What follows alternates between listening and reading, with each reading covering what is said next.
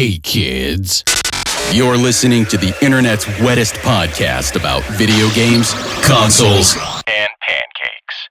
The SML Podcast. Prepare for the SML Podcast.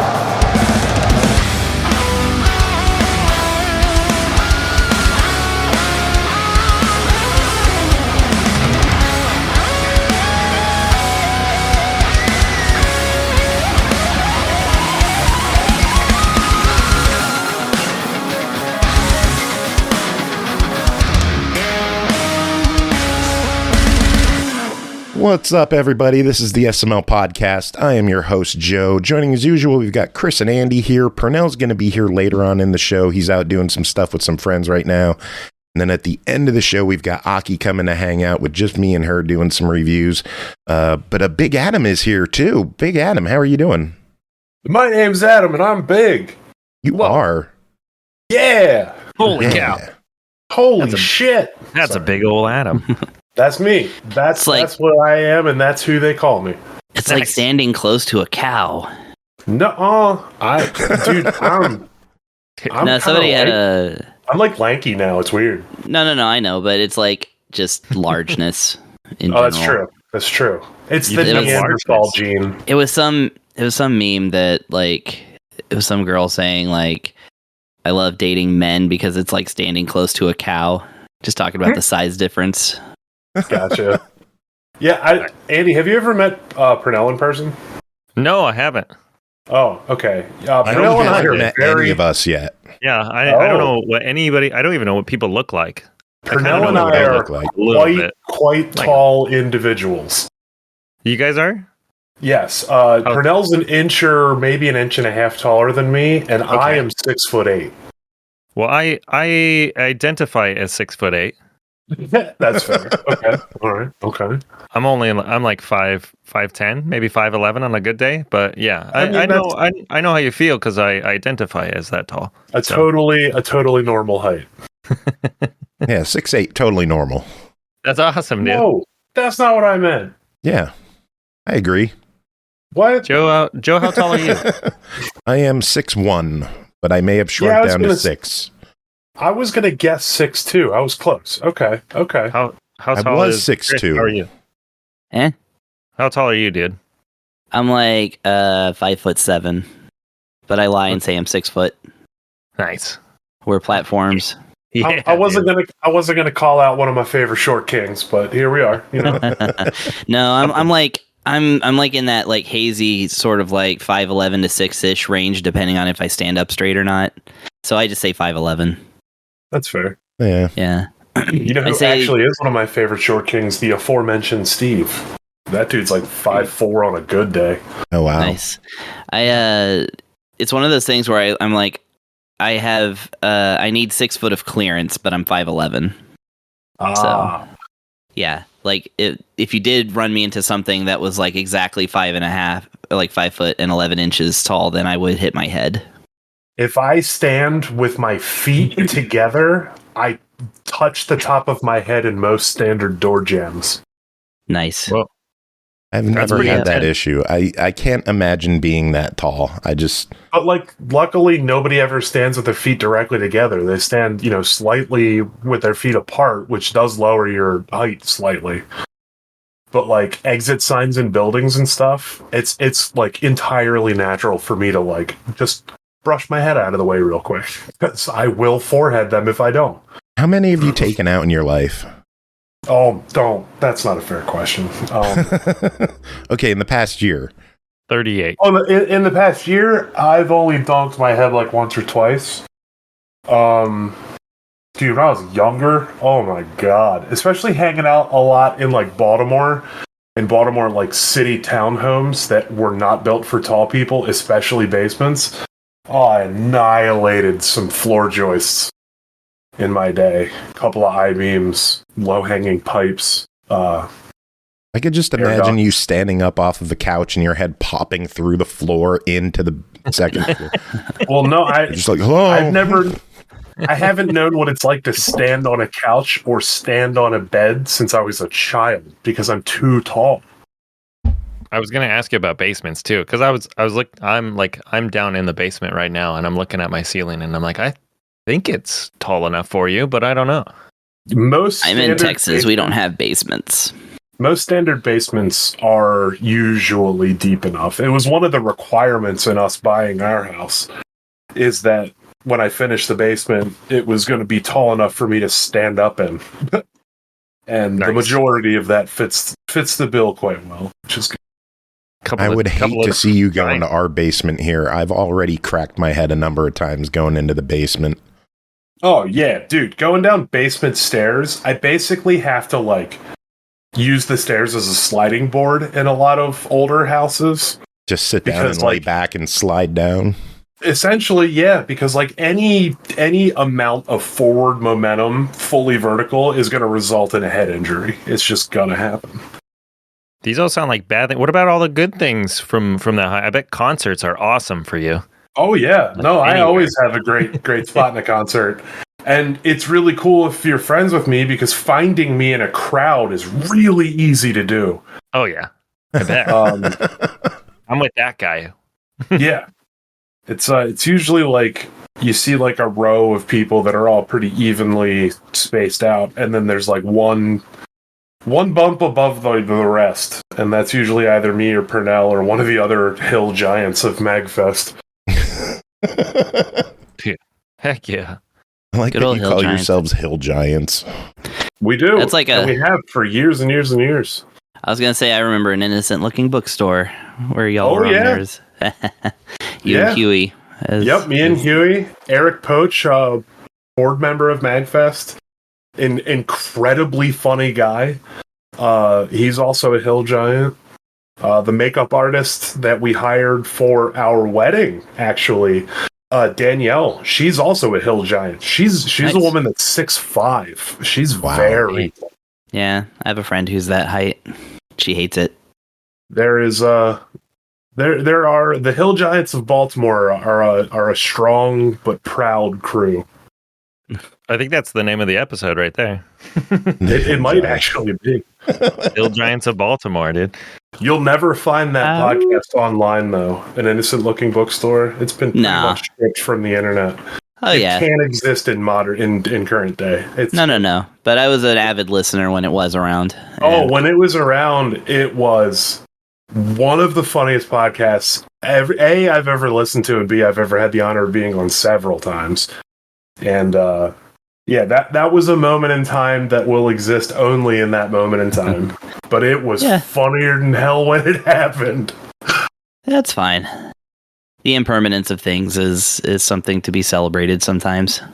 I agree, especially in the advent of the internet, where the majority of everything is forever. Yeah. I do miss Matt being on podcasts, though. I don't think he's on any now, right?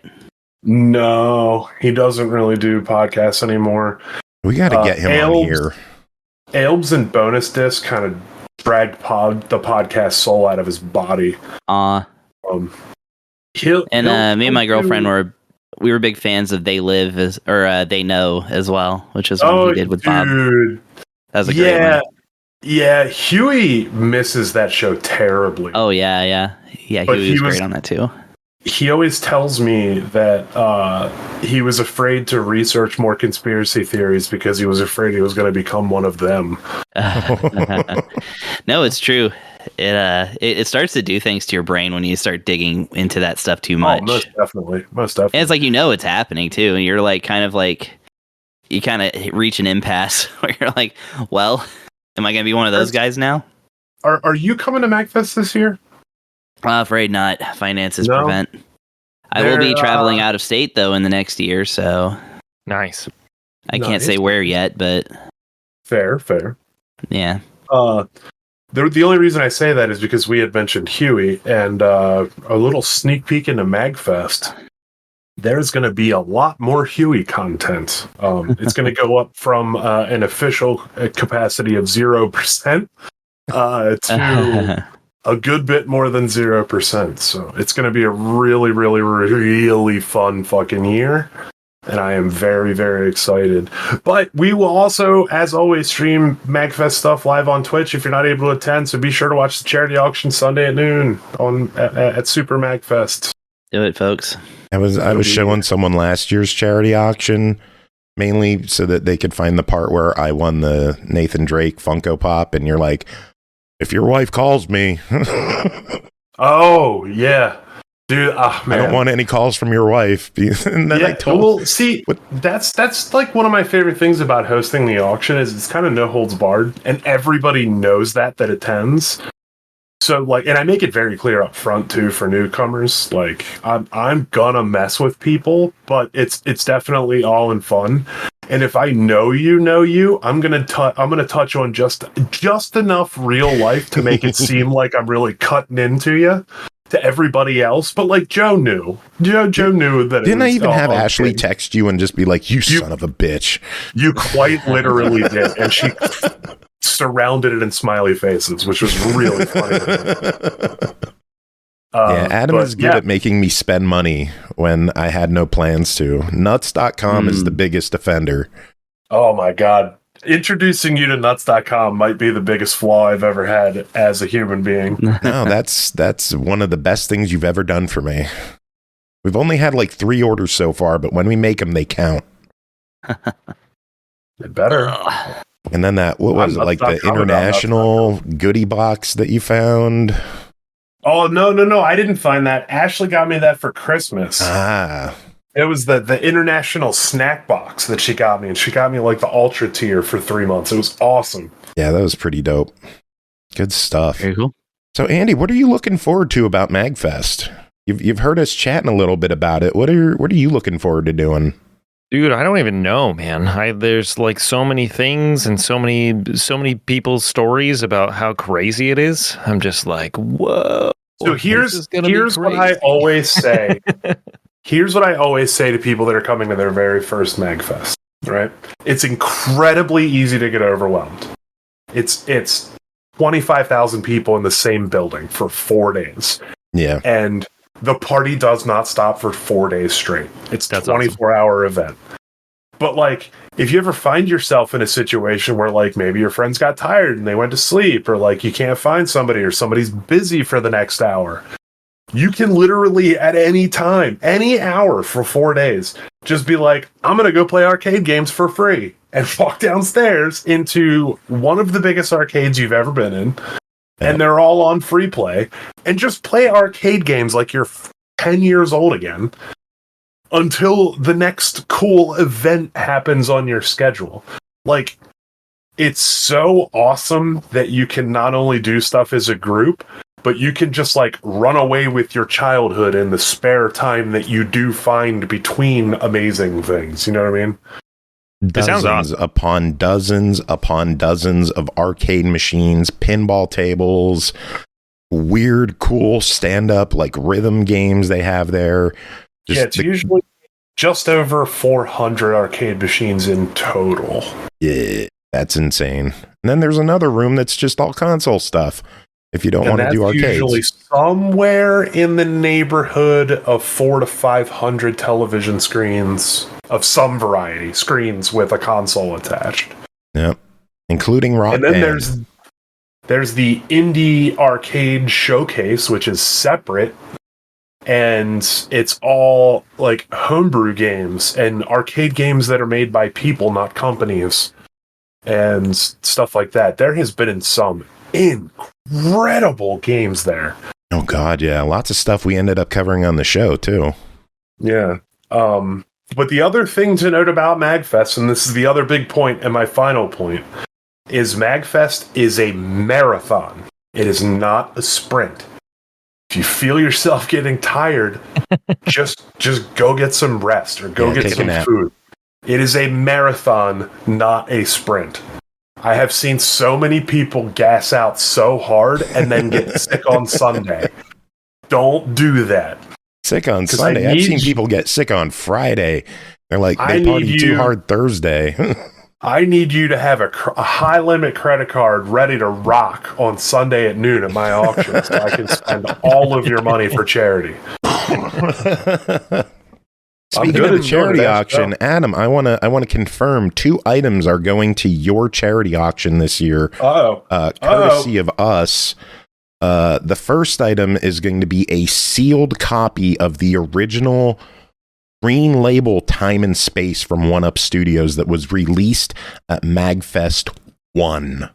Oh, that's fucking sealed. Sick as shit. Sealed. Yeah, that's never touched.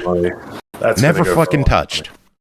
And then second, this is a new development. That's massive. Thank you. Holy fuck. People may know about the Lumberjacks at MAGFest. It is a group of 6.5 of us. I say a half because the one guy technically missed COVID year, but he paid for his room, so we're counting him. Totally counts. Totally counts. We're letting that one slip because the money was there, the intention was there. But it was a scary year, man. So 6.5 of us, we are printing 7 shirts for MAGFest. We got the permission from MAGFest to use the MAGFest logo, and instead of MAGFest underneath, it's going to say Lumberjack.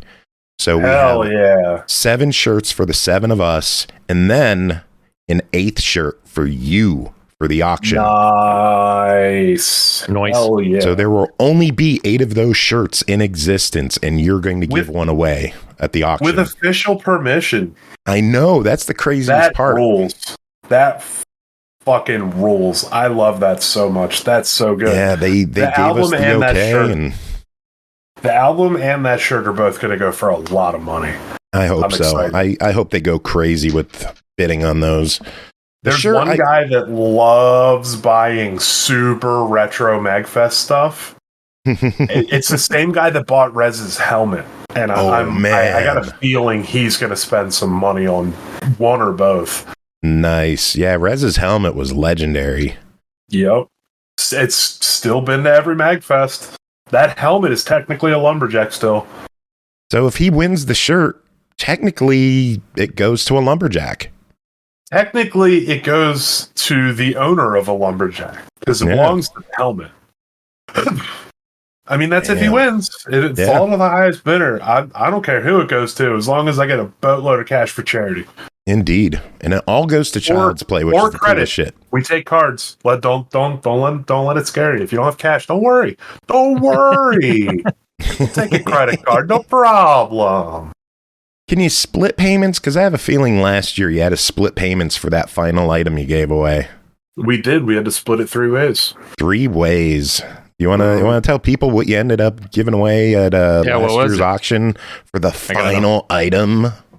It was 2 conjoined atrium rooms, 8 MAGFest badges, free parking, free food for the weekend, lodging, including the shoulder nights, the night before and the night after. Wednesday to Monday. Rush out.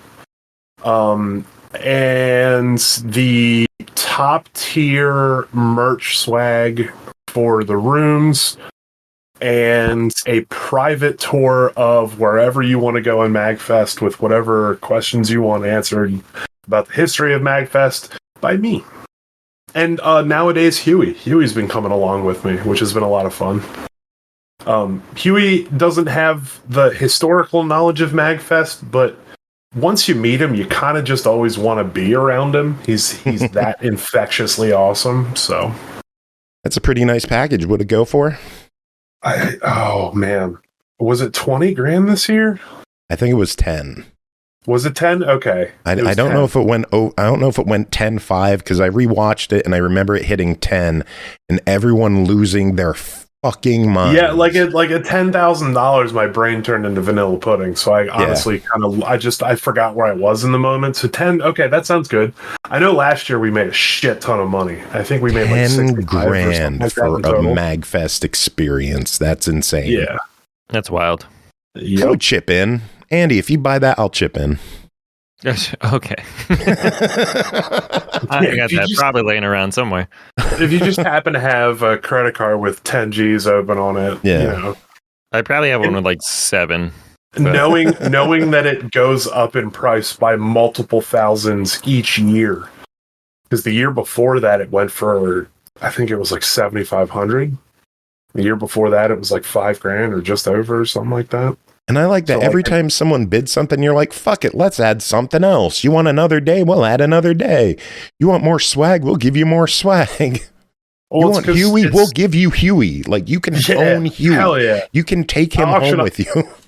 Dude, if I could auction off Huey, I totally would, but his wife would kill me. And she's terrifying. Annie is a terrifying lady. And she would destroy me.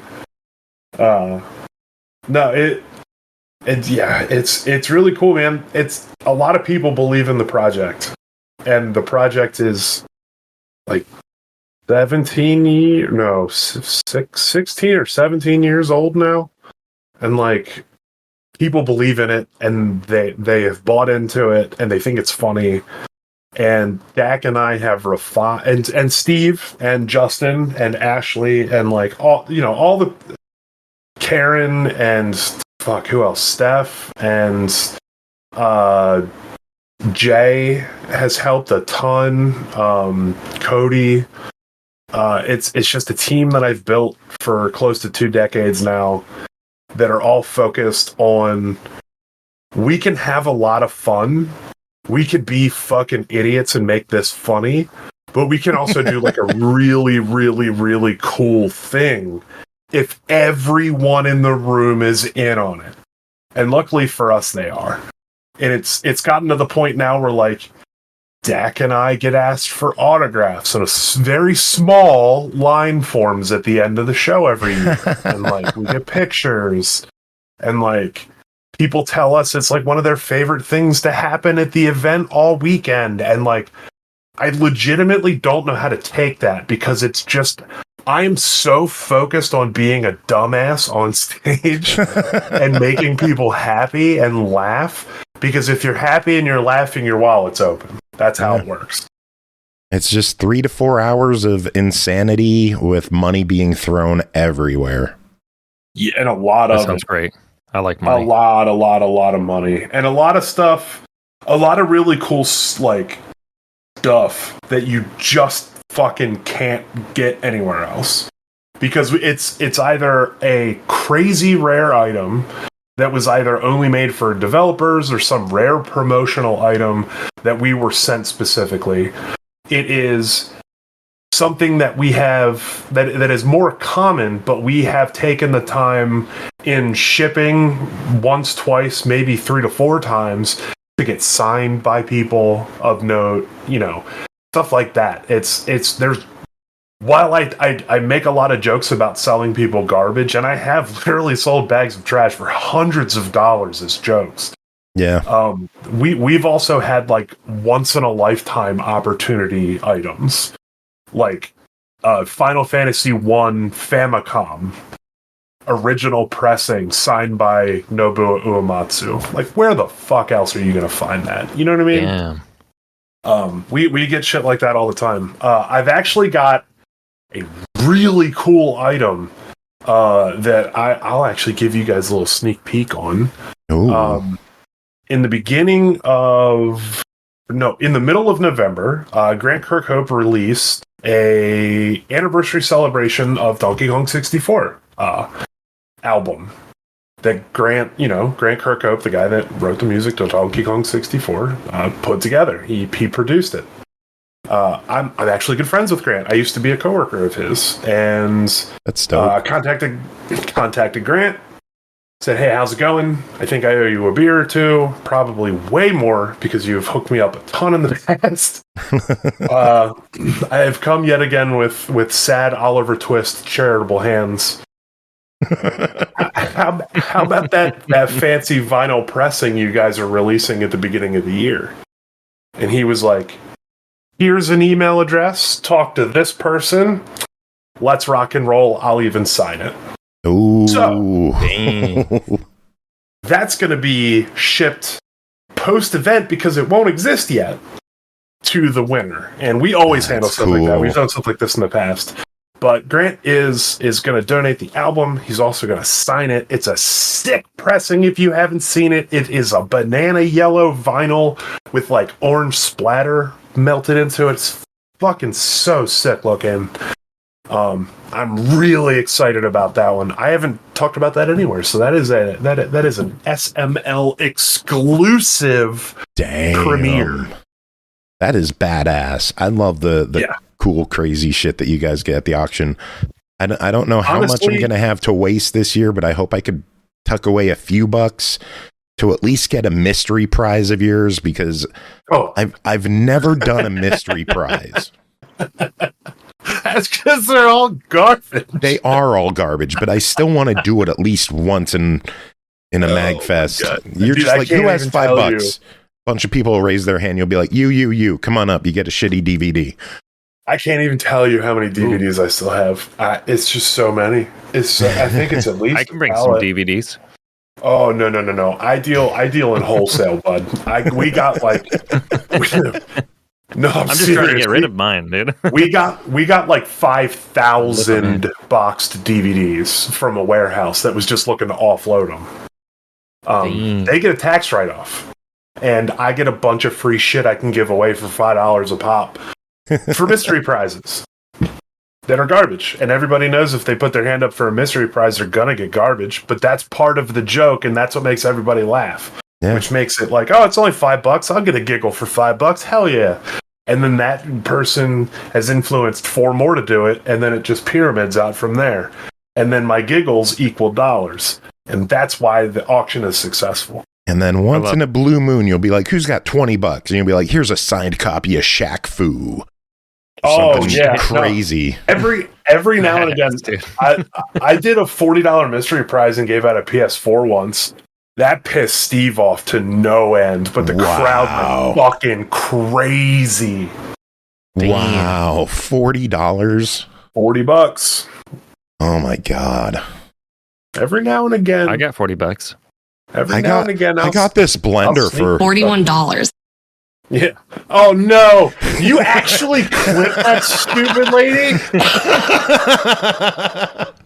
Oh my god, I got this blender for $41 on Deal Dash. He's so stoked about getting taken advantage of on Deal Dash. That woman has the most punchable voice I've ever heard in my life. She does. $41. Anyway, MAGFest charity. Spend a lot of money at it. Come get a giggle. Yeah. It'll be fun. It all sounds great. All of MAGFest sounds great. I was looking at Mag West while you guys were talking too. Oh, that's a good one too. I've never been to a West. I have been to one West and one. Two. Wait, how many? How many times did I go there? Hold on. I've been there twice. I went there for the very first Mag West because I was on the board of directors for MAGFest Inc. still. And then for the same reason, the year before, I went to a one-day event we called MAGQuest, which was to kind of like settle a little bit of a roots in the area, obviously the year before we did MAGWest. Yeah. The first Mag West was awesome. I had a lot of fun. It looks I'd love to go to one of those. I haven't been West Coast in like 30 years. I'm closer to that than I am MAGFest, the official, but MAGFest is the party. Super Mag is that's the whole banana right there. What is this? 23, 22? When's that? 22, I think. I can never keep track anymore because the year's getting shifted. Well, and when it shifted from fall to late winter, yeah, that fucked up the year cycle too. Super early on. I will say I do miss having MAGFest around Halloween. I thought that was fun. I could see how a lot of people would enjoy that, but that is a much more expensive time of year to get the building. We specifically have it on like one of the most garbage travel weekends of the year because it's one of the most garbage travel weekends of the year. Nobody wants to travel right after the New Year's. That difficulty in scheduling gets us a building that's like half price. Yeah, and the room rate is pretty good for MAGFest. Like when you compare MAGFest's Gaylord room rate to any of the other hotels in the area, it blows it away. That's why the Gaylord is in such high demand, because the price is amazing and you don't have to leave. Well, the other thing that you got to note is an event that's usually like 2-3 weeks after us, Katsucon, that uses the exact same building. Our hotel prices tend to be like $100 cheaper a night. That's not because our event is better or Katsucon is worse. That's because we have sacrificed ourselves to a shitty travel weekend. Let's hope we don't get any snow this year. I'm hoping for a warm MAGFest. Yeah, good luck with that. You just jinxed it. I know I did. But I wanted to find a segue into snow so we could talk about Slopecrashers. Oh, that's fair, but I'll tell you what, that game's not 100% snow-based, and I'd love to tell you more about it. Oh, really? Should we dive into reviews, everybody? Let's do it. All right. First game to talk about tonight is Slopecrashers, developed and published by byteparrot, released December 4th on Steam for $17.99. Shred the slopes in Slopecrashers. Carve your way through epic courses, stomp mind-blowing tricks, or unite your crew for gnarly multiplayer mayhem. Feel the rush with our next-level physics engine that brings rad arcade snowboarding action to life. Adam, tell us about your time with Slopecrashers. My time with Slopecrashers began exactly like this. I was minding my own business at my own home, having a great, fantastic evening playing Deadlock with my friends. I get a random Discord message from Joe. And Joe says, "Hey, do you have any interest in playing this game?" He sends me a video. And the video has a cartoon chicken riding a surfboard doing snowboard tricks through point gates. And I'm like, the first 4 seconds of this video have sold me. Yes, please. So I get the code, I get it fired up, and I find out that this is way, way more than a cartoon SSX tricky game. There's actually a good bit of content to this game that I didn't actually expect. Even though I was sold on the idea of cute animal riding weird board downhill do flip. You know what I mean? Like, my caveman brain was already sold. There's multiple different modes to play. There is racing that also is like Mario Kart style in that there is item pickups, and so you have like weapons and stuff like that. And the way laps work in racing is you get to the bottom of the hill and you gotta get yourself into the ski lift and it just teleports you to the top for the next lap. So it's pretty seamless. It takes everybody the exact same amount of time. So it's basically like completing a lap. It's kind of a great idea and really cool. There's also what you would expect in like your score attack in like your SSX tricky, where you're just doing crazy stuff. And then there's like slaloming events, which I didn't expect literally at all. This game was a blast to play. All of the characters are goddamn adorable. There's a chicken, there's a parrot, there's a lemur, there's a penguin, there's a raccoon, there's a toucan, there's ferrets, there's a capybara. Are you kidding me with this? Not only do you get to pick your animals, but you get to pick the weird snowcraft that you ride on. And I only say weird snowcraft because it's not just snowboards. There's surfboards, there's frying pans. There's all kinds of crazy shit in this game. And there's also gliders, like there was in the in Mario Kart. So you get to pick your craft, which is under you, that has different stats, and then you get to pick your glider, which, from what I remember, is just only cosmetic, but that's fine. It makes it look amazing, regardless, whatever. And you go to town. But it's not just snow levels. I was sure that, snowboarding games, Slopecrashers, this is all going to be like mountainous terrain and different mountains and all different kind of crazy stuff. Nope, you find yourself on rooftops, swallowing down friggin' rooftops and stuff like that. There's also desert levels where you're like going through dunes and sand and stuff, and there's like pirate ships in the friggin' sand. Dude, the game's awesome. It is an absolute, like, in today's age of every game wants to be so very serious, and every game is trying to like stamp its identity on something. The devs for Slopecrashers were like, what are cool fundamentals in a bunch of games that we all loved?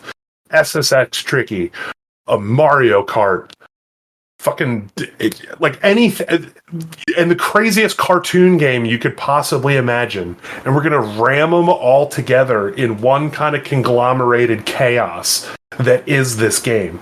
It's funner than hell. The controls are very easy to learn, and you basically go from 0 to like Shaun White meets Tony Hawk professional grinder in 10 seconds flat. Like, the game, it gives you a sense of control immediately. You never feel like you're kind of falling behind because you didn't learn X mechanic or Y mechanic well enough. All the mechanics are easy enough to learn. From there, you kind of just, you pushing through the game, unlocking new like, you know, boards or, you know, devices, as I've come to call them, new gliders. You're unlocking the new characters over time, and you, like, I really don't know what else to say. This game, it feels like this review's a fever dream, but the game plays like a fever dream in the best of ways. And like, I mean that with all the love I could possibly give this. This game is a 100% buy. It is so much fun. And the idea of slapping something like this on a Steam Deck and just having this available as like a 15 to 20 minute time waster whenever you're feeling like it is like one of the dopest ideas ever. I know the question you're going to ask me is, do I think people should buy it? And I think they should smash that buy button without even waiting for a sale. Get this game, because this game is awesome. Well, it does clock in at $17.99. The game, the PR says the game is an excellent experience on both PC and Steam Deck, as you said. So I'm guessing you're going with a buy it on this one.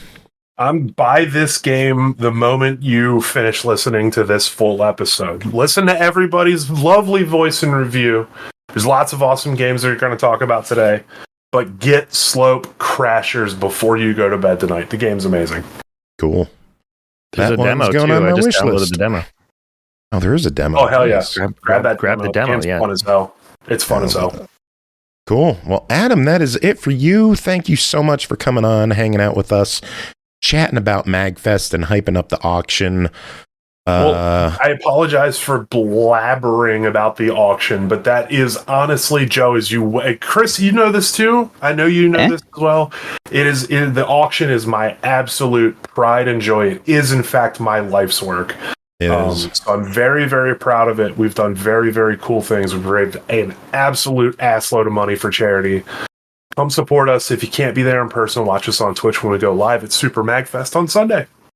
Have you guys ever considered taking like internet bids? We have. There's a couple of things. There's a couple of like kinks in how that works that I haven't quite ironed out how I want to do it yet. And my tech guy, I didn't want to overwhelm this year. I've got him on a couple of other projects that are just absolutely stupid and asinine. And I can't wait to unleash them on the world because they're going to be really funny. I can't wait. Just 2 months away. So I have a feeling you are going to be hooting and or hollering within the first 5 minutes of the auction occurring, Joe. I better that is a big Adam guarantee. Very good. Adam, do you have any final words before we let you go? Donate to Child's Play charity if you can't come to MAGFest, because that's just all I'm thinking about right now is rocking and rolling with this charity. So visit childsplaycharity.org, I think it is, or Google Child's Play Charity to check out the actual group that we raise money for. Again, I believe in their foundation a big time bit about. You know what I mean? I've been working with them the entire time. They have been the sole organization I have raised money for, and plan to keep it that way. Other than that, I hope everybody stays cool, stays amazing, stays awesome, and stays humble. And I'll talk to y'all later. Very good. Adam, we love you. Have a good one. Later, dude. Later, y'all. Nighty night. Looking forward to hanging out with you. All right. Next game to talk about, Time to Morp. Developed by Team HalfBeard, published by Yogscast Games. This one released back in March on Steam Early Access for $19.99. Time to Morp is a colony sim game in which you take care of playful creatures, morps. Use their help to gather resources, grow crops, build and decorate a base, set up pipe networks, automate everything, and explore the world to find new species and rare materials. Andy, what is Time to Morp? I mean, that was pretty much the perfect description of it already. I mean, that's exactly what the game is right there. Time to Morp is a cozy mix of games like Satisfactory or maybe a little Slime Rancher thrown in there. I felt like it kind of had like a less chaotic vibe of like Pikmin, like you're putting creatures to work, you know. Focus more on the relaxing side of farming and colony building than fighting giant alien bugs, you know? But in Time to Morp, you'll land on a vibrant sci-fi planet in response to an SOS signal. After touching down, you and your crew will have the chance to build and shape the world around you. Soon you'll discover the adorable inhabitants known as Morps. I just like saying Morp the whole time. It is a good word. Morp is a great word, dude. I'm going to use that for all things, a catch-all. So, Joe, you're a great little Morp. Oh, don't Morp with me. Dude, don't get all morpy today, dude. I'll have to morp you. It's morping time. Dude. Anyway, yeah. That's one that I have said multiple times, dude. All these morps, they have the unique ability to unique. Sorry. They have the ability to transform. There we go. Transform based on their environment, which allows them to help you farm and produce new resources, depending on the type of morp there is. You pretty much learn how to put them to work, offering some handy, quote unquote, cheap labor to help you push forward in your colony building, colonization. Honestly, the Morps remind me a little bit of the creatures from the Eternal Cylinder, another game. I think that was one of the first games I reviewed on the SML podcast, where they kind of adapt to their surroundings based on like things they consume or things they're nearby. You can use these transitions to harvest or produce new resources. They'll help you grow crops and help advance your technology towards full automation. Morps can be a bit finicky, though. They're socially awkward, they're always hungry, and constantly tired. So sometimes they're a little picky about their environment. You'll need to create ideal spaces for them, making sure they have enough food, water, and a comfortable place to rest. Give them some friends, give them a little playtime, and a perfect zone to keep them happy and safe. As you progress through the game, though, you'll unlock new crafting options for resource management, power systems, cooking, farming, and decor. Upgrading your systems will help you harvest new materials and automate more aspects of your colony. It's kind of like farming with Pokemon, but without the battles. Eventually, everything can be automated, as you mentioned in your little intro, Joe, with tubes and chests and dispensers, collecting and rerouting resources. And some morps even are like finicky enough that they don't like to stay in the same kind of like pen area. So you have to have tubes to kind of transport morps around as well. The game offers both single player and multiplayer modes, allowing up to 3 friends to join your adventure. Very easy to follow tutorials that can guide you through the basics, and an extremely detailed directory that explains every item, every morp, all your objectives, which is all super useful when you're trying to track down a specific resource or figure out what to do next. I had to look through it multiple times, and I was very glad it was there. But Time to Morp is your classic open-ended sandbox farming simulator. It offers a cozy, stress-free adventure. There's no enemies to fight. There's no survival pressures to worry about, like hunger or how tired you are. You're just taking care of the morps. So you can build, explore, and enjoy the kind of peaceful world around you. Play at your own pace a little bit, Joe. That makes me happy because Like, I want to get into more farming style games. I just don't like the survival elements. Like, I don't care that I have to eat and drink. Like, I do that in my real life. I don't want to do that in a video game. Yeah. Like, I just want to play and have fun. Yeah, and if you're tired of, like, you know, those kind of things where it feels like a chore, you know, this one just kind of offers a fun little break, you know. I'd play it and lose an hour or two here and there. It looks like they've got some things planned for the future as well. As I mentioned, like the decor options, you can customize your character. They're going to introduce new morps and new resources and things like that. And the biome, like the world around you, is not very big too. So I think it took me 10 minutes or so to run around the whole map. It's not large, but it offers plenty of space to kind of branch out and spread your wings a little bit. I don't know if like a multiplayer game would have a bigger map though. I didn't get a chance to play it online with anybody, so. Well, it is in early access right now. They plan to be in early access for about 12 months. If we're going by their original release, we might see it come to 1.0 in the next couple of months, possibly around March, April. We'll see how things go.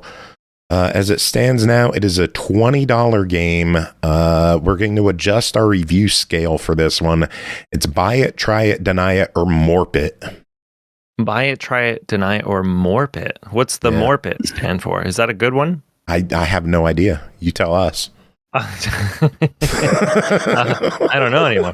Well, so it's actually on sale right now too, 25% off, which is really nice during this special promotion. Which ends in 15 hours. So 15 hours. People might miss that if they don't catch the live show. So I would say for myself, I'm not much of a farming simulator kind of casual gamer. I like popping on and I like the challenges, you know. I play a lot of Souls-likes, so a little bit of a masochist. But if somebody came up to me, so like you were just saying, Joe, you know, hey, I'm looking for a game that's you know, cozy. I can just kind of chill in, you know, the world and not be, you know, pressured to eat a bunch of food or do this or do that. You know, I just kind of want to see some cute characters and, like, you know, colonize a little bit. I would definitely recommend that to you. Cool. So I would say it depends on your play style, you know. Morp it. It's a morp it. It's a morp it. All right. Sounds good. That's a catch-all. It covers everything, really. Yeah. It's a catch-all word. Next game, Taito Milestones 3, developed by Taito and Hamster Corporation, published by ININ Games, released December 10th on the Switch for $39.99. The third installment in the Taito Milestone series brings back a diverse selection of 10 arcade games from the 80s and 90s. Chris, what's going on in this one?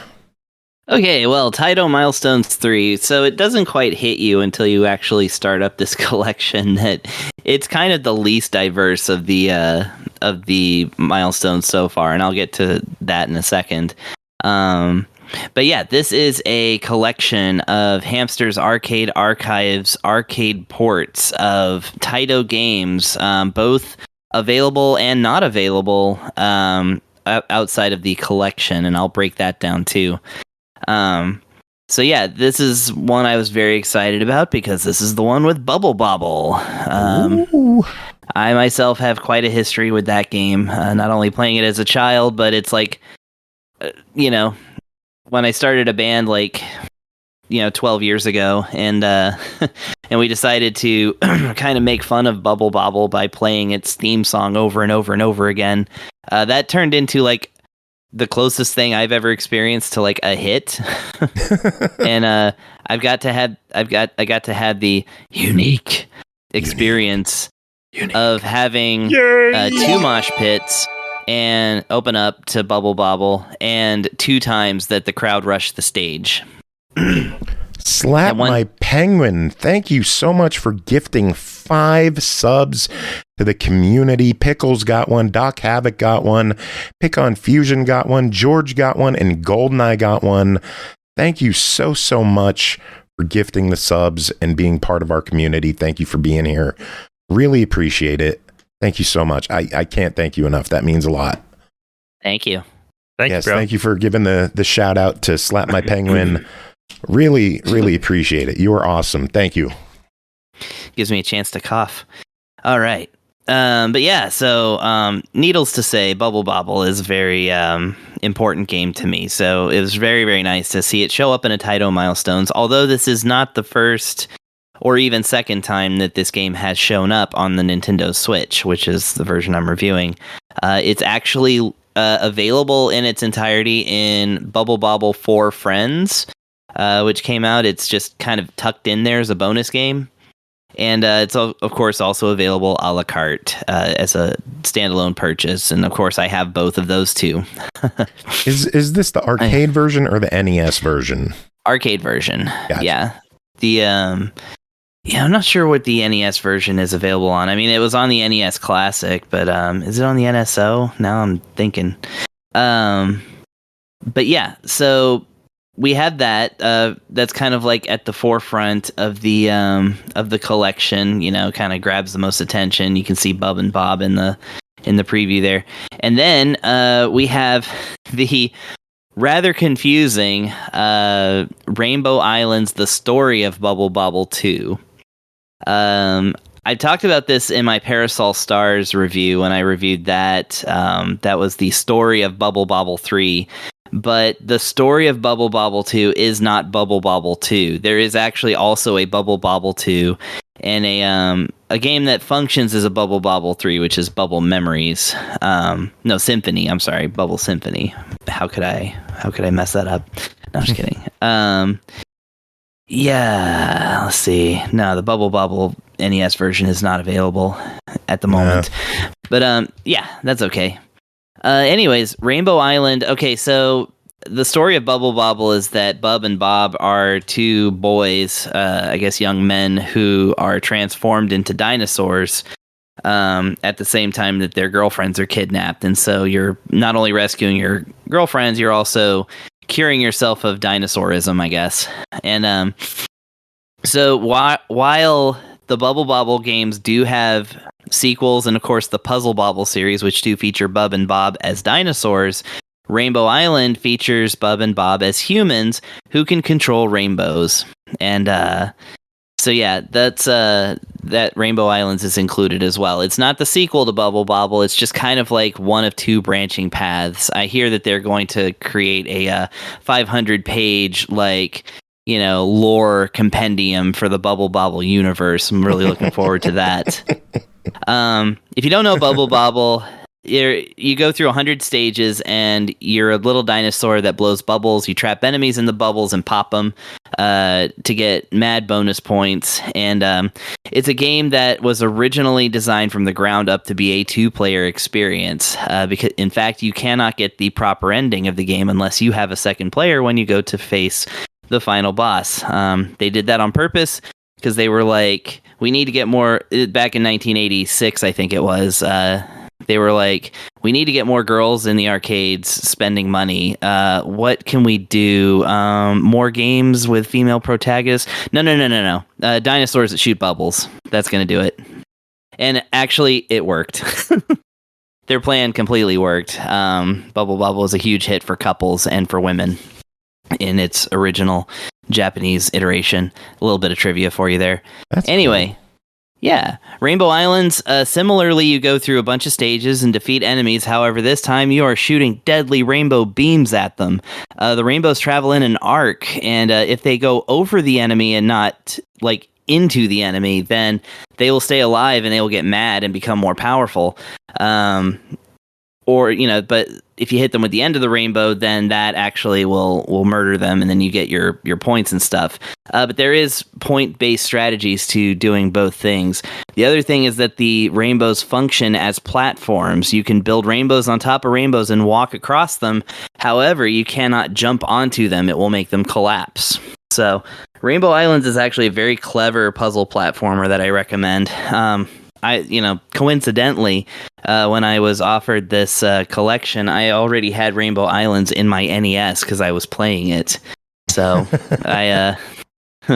so I'm a fan of this one too. I don't have quite the history with it, but it's a really cool game. And so those are the two, like, so in this collection, let's consider this like a DVD or two of like the Care Bears or something, and the rest of the collection, the rest of the DVD shelf is all Arnold Schwarzenegger films. Because that's what this collection is. It is a beefy, manly compendium that also includes Bubble Bobble and Rainbow Islands. Because we have Rasten Saga, which another very popular Taito property. But we not only have Rasten Saga, we have all the Rasten Saga. So Rasten Saga 1, which is a 1987 hack and slash, had the downward thrust before Zelda 2 did it. So that was kind of cool. And we have Rasten Saga 2, which is the one that got ported over to the Genesis in the US. I actually have a card of that. Funny enough, in the arcades, though, Rasten Saga 2 is called Nastar. They just moved the N and the R around and, you know, made him a different character for some reason. I don't know. And then we have, for the first time in the US ever, Warrior Blade Rasten Saga 3, or The Adventure of Rasten 3, or something like that. It's the third Rasten Saga game. And that one is a really interesting one because Rasten Saga is, like I said, it's a side-scrolling platformer where you swing a big sword. You're a big, beefy barbarian man, mostly naked. In fact, the first game prominently features tighty-whities. Which I have no idea why they did that, but it's very funny. But it's like really cool. It has like great cutscenes and stuff, lots of violence. You upgrade your weapon as you go through. It's all about hacking down waves after waves of mythical enemies. Rasten Saga 2 is the same, but your character's like 4 times the size. So it like takes up much more of the screen, and it's much slower. I don't like this game as much. Critical reception has been the same. Most people don't like this game as much. It features some of those like platforming segments that are designed to eat up quarters, so they're like nigh impossible until you get like the perfect like pixel jump or something like that. Which always annoy me when they're in other genres like beat 'em ups, which is kind of what this is. Well, it's not really a beat 'em up. Like I said, it's a side-scrolling hack and slash, but you know, it feels like a beat 'em up sometimes. However, Warrior Blade is the like I said, it's the third Rasten game. Not only do you have more characters, you actually have a faster male character who's like kind of a ninja. I guess he's they just call him a mercenary or something like that. And then you have a lady with a whip, one of 2 female characters in this entire collection. And she's, of course, faster, and with more range, but less power. This game, of course, plays a lot more like Golden Axe. It's a proper beat 'em up. So I really like that. I, in fact, ended up beating this one, so it was pretty nice. It was pretty famously never available in the US, probably because it utilized a dual screen arcade setup. So, like, that's already kind of expensive and hard to set up. The game is actually fully in English in its Japanese version. It just features both English and Japanese writing. So it's fully playable and enjoyable in English as the Japanese game that it is presented as. So really, really cool addition. I'm very happy about this one. And it's not available a la carte. So this is the only way you can play Warrior Blade right now, on your Switch anyway. But that leads me to the 4th game, which is Champion Wrestler. So Champion Wrestler is a Taito wrestling game. And I mean like proper wrestling, like, you're in a ring and you choose from 8 different people who have great names like Matterhorn Decker and and Cobra Bloody Joe. I love that one. Nitro Panks. Why? I don't know. And then Miracle Rasten. They just threw in the Barbarian Rasten into the ring. So this is the other game where you get to play as Rasten in the Taito catalog. And he's just kind of snuck in there. It's not even like Champion Wrestler featuring Rasten. No, it's just in there. There's like, oh yeah, he's in a modern wrestling game. Why not? So I love that. That's also included. That game is available apart from this, though. I'll actually, at the end of this review, break down what's available outside of this collection and what's not, just to remind everybody. But yeah, that's the 4 Roston games that are included on this collection. It's quite a lot, and it is, in fact, all of it, as far as I know. The only other Roston games, like, they ported it to the Master System and Game Gear and stuff. There's home ports, but as far as the arcades go, this is the full set. And then that leads me to, speaking of medieval RPG-ish, like, warrior characters, Kadash is in this one, and that's another exciting one. Kadash was actually... I played this... Well, actually, I played a lot of these on the old Taito Legends collection on PS2. A few of them appeared on those, but Kadash is also not a PlayStation, a TurboGrafx game that came out and is also on the Sega Genesis. So I played it on Turbo mostly, but I have played the Genesis version too. It's basically it's also like Roston, a side-scrolling hack and slash type of game where you can play as a knight, a wizard, glass cannon kind of character, a lady cleric who's just really high defense but really low offense, so like great for 2-player games, which this game does support 2 players. Kadash, the arcade game, did have a workaround to get a 4-player game going if you linked up 2 arcade cabinets, but that gameplay seems to be absent in this port. So I think you can only do 2 players. So warning to you Kadash heads out there. Yeah, the store page just says 1 to 2. Yeah. The 4-player mode, like I said, it required like hooking up 2 arcade cabs and stuff. And who knows? They probably couldn't get it working. And then the 4th character, of course, is a ninja. That's the one I always pick. He's just basically a shooter character because he shoots shurikens and knives instead of slashing with a sword. But you actually go through and beat up enemies, but you gain experience points, gold. You get to spend the gold. You get to level up. You have bosses, dialogue, townspeople you can talk to. Although, funny enough, it's the talk button is the same as the attack button. So if you're the ninja, you always throw a ninja star when you're going to talk to somebody, which is, I think, the only way ninjas should converse. I think that's pretty great. So that game's really great, and I'm glad it's on there because Kadash is definitely a Taito like classic, I would say. Then we get Thunder Fox. Thunder Fox is a shoot 'em up, kind of akin to like a Contra or something like that, except that it also features melee attacking as well. So this is very much like a kind of meathead, like literally the first boss fight is you jump kicking a tank to death, like a Sherman tank kind of thing. So amazing game. However, I did not beat this one because you can use rich kid strats through the entire game until you get to the final boss, and then if you die, you have to start the fight over, and it's like a multi-phase fight. So I actually was kept from beating this one, but it's actually really fun. Like I said, it's very explosive, a very explosive game, and also one of the ones that's not available outside of the Taito collection as a Hamster product, but it was on the Genesis as well, so it was a Genesis game at some point.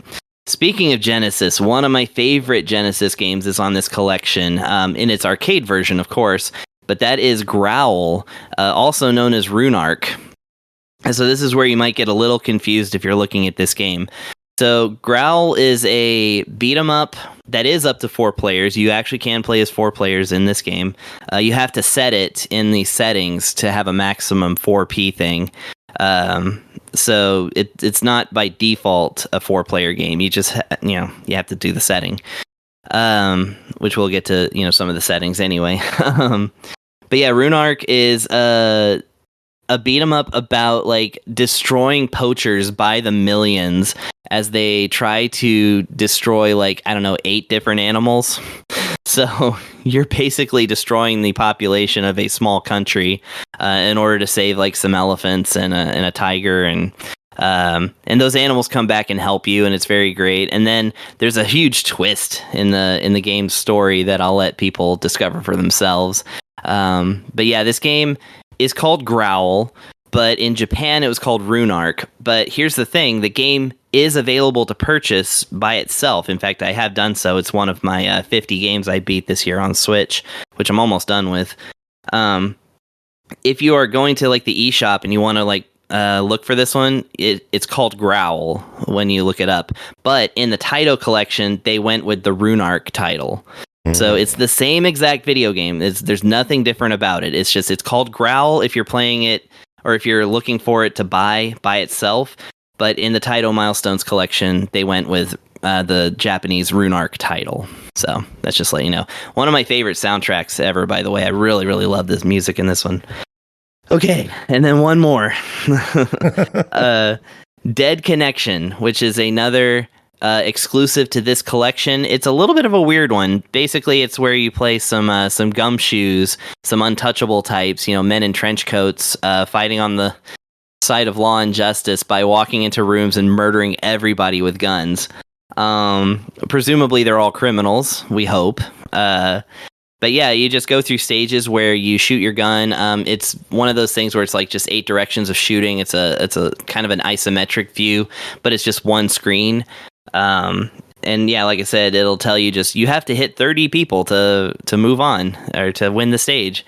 And yeah, they kind of come out in multiple levels at you. So, it's a lot of keeping an eye on all the parts of the room as everybody comes and tries to shoot you. This is the one game that this one did not release by itself in the arcade collection either. But the other thing is that it is not in English. So there's a story, there's dialogue, none of it is in English. It's not even a toggleable option. So this is just the Japanese game Dead Connection, which as far as I know has never come out in the US in any form. So really interesting, just adding another gunny type game to the mix. But yeah, it's clear that this is a very barbarian-esque kind of collection, as it features Roston the most heavily, and of course you got your wrestling, your shooting. But yeah, it's a lot of, like I said, beefy, manly action rather than, and then of course Bubble Bobble and Rainbow Islands, as opposed to the other games which feature like a truly diverse mix. So that's one thing to know about this one going in, is that you really do have to pay attention to the track list on this one, because it's not just going to be like all these completely disparate experiences. So yeah, if you want to ask me the question. Cool. Well, the compilation clocks in at $39.99. It is on pre-order right now until launch for $35.99. It releases on the 10th, so you have about a week to save a couple of bucks. What are your thoughts on the compilation? Okay, so this, like with the other Milestone collections, it comes down to a math problem. So $40, let's say, or if you want to save your $5, we'll just not even consider that for now. Well, for one, they always come out physically, so you may wait till a physical release. I'm pretty sure it's going to be the same price, but I always download these as well, not just because I reviewed them, but because I like having arcade games on hand without having to get a cart. But yeah, $39.99. Each of these games that is available to purchase separately costs $8.99. Sometimes they go down to like $6 or $5.50, but $8 on average is the price that these are to download. So if 5 of these games sound interesting to you, if half of the games in this compilation sound like something you would purchase anyway, might as well just go ahead and buy it just for the math. You get free games. So the other value statement is that 3 of these games are not available outside of this collection. So that kind of adds that value to them.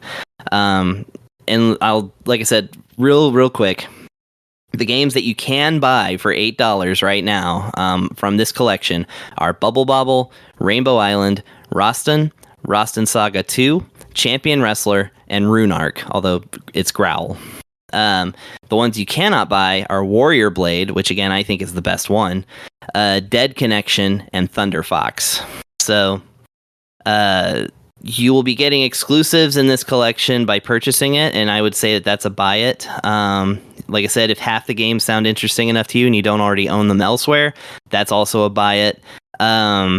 if you just are collecting the other Taito milestones, this is definitely a buy it because these are actual milestones. Like half of these games are very important in the Taito oeuvre, if you will.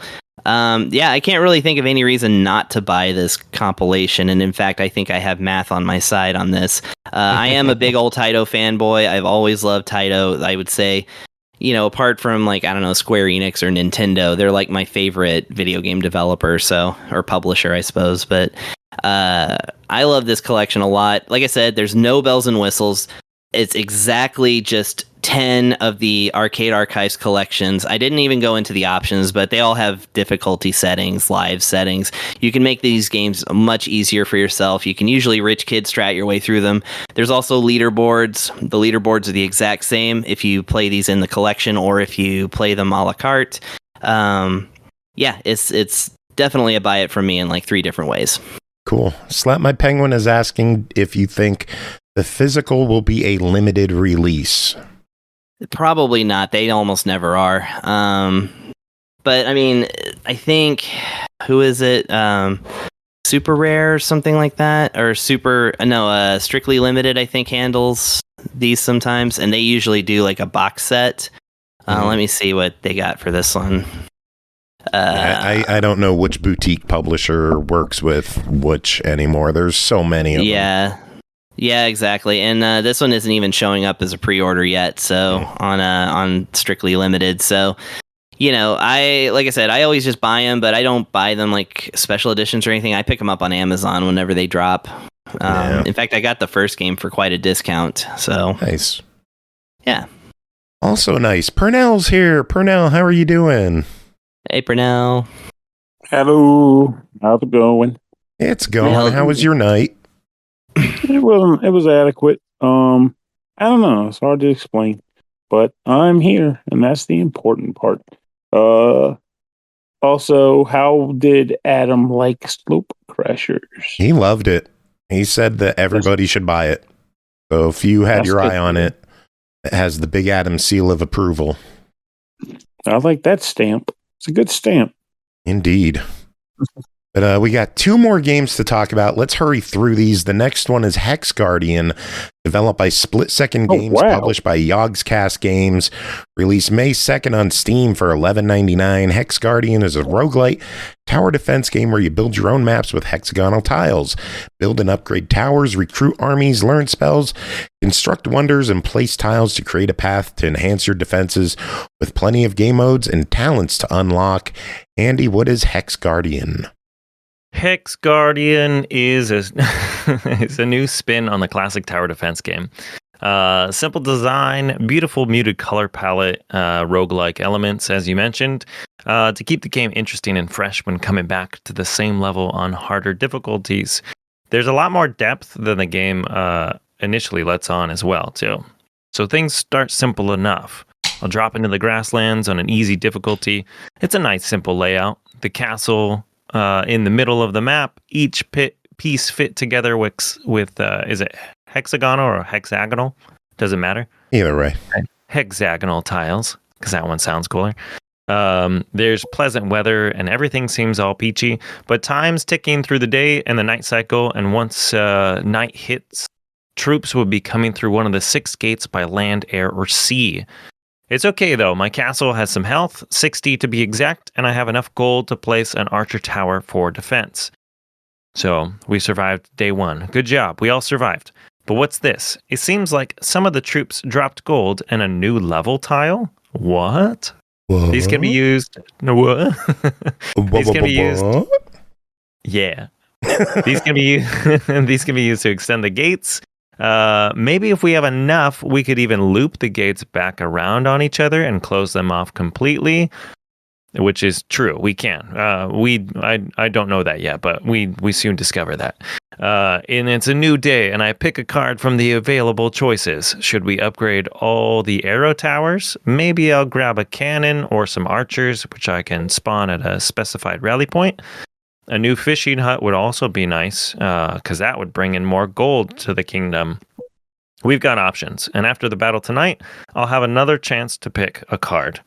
Let's see how long I can defend myself, and hopefully I get enough gold to upgrade a defensive tower or build another one. Also, if I pray hard enough, I might even get a blessing in the form of increased health. Maybe increase my defensive tower's range, or even find more chests as I expand my territory outward. That was like a day in the life of Hexguardian.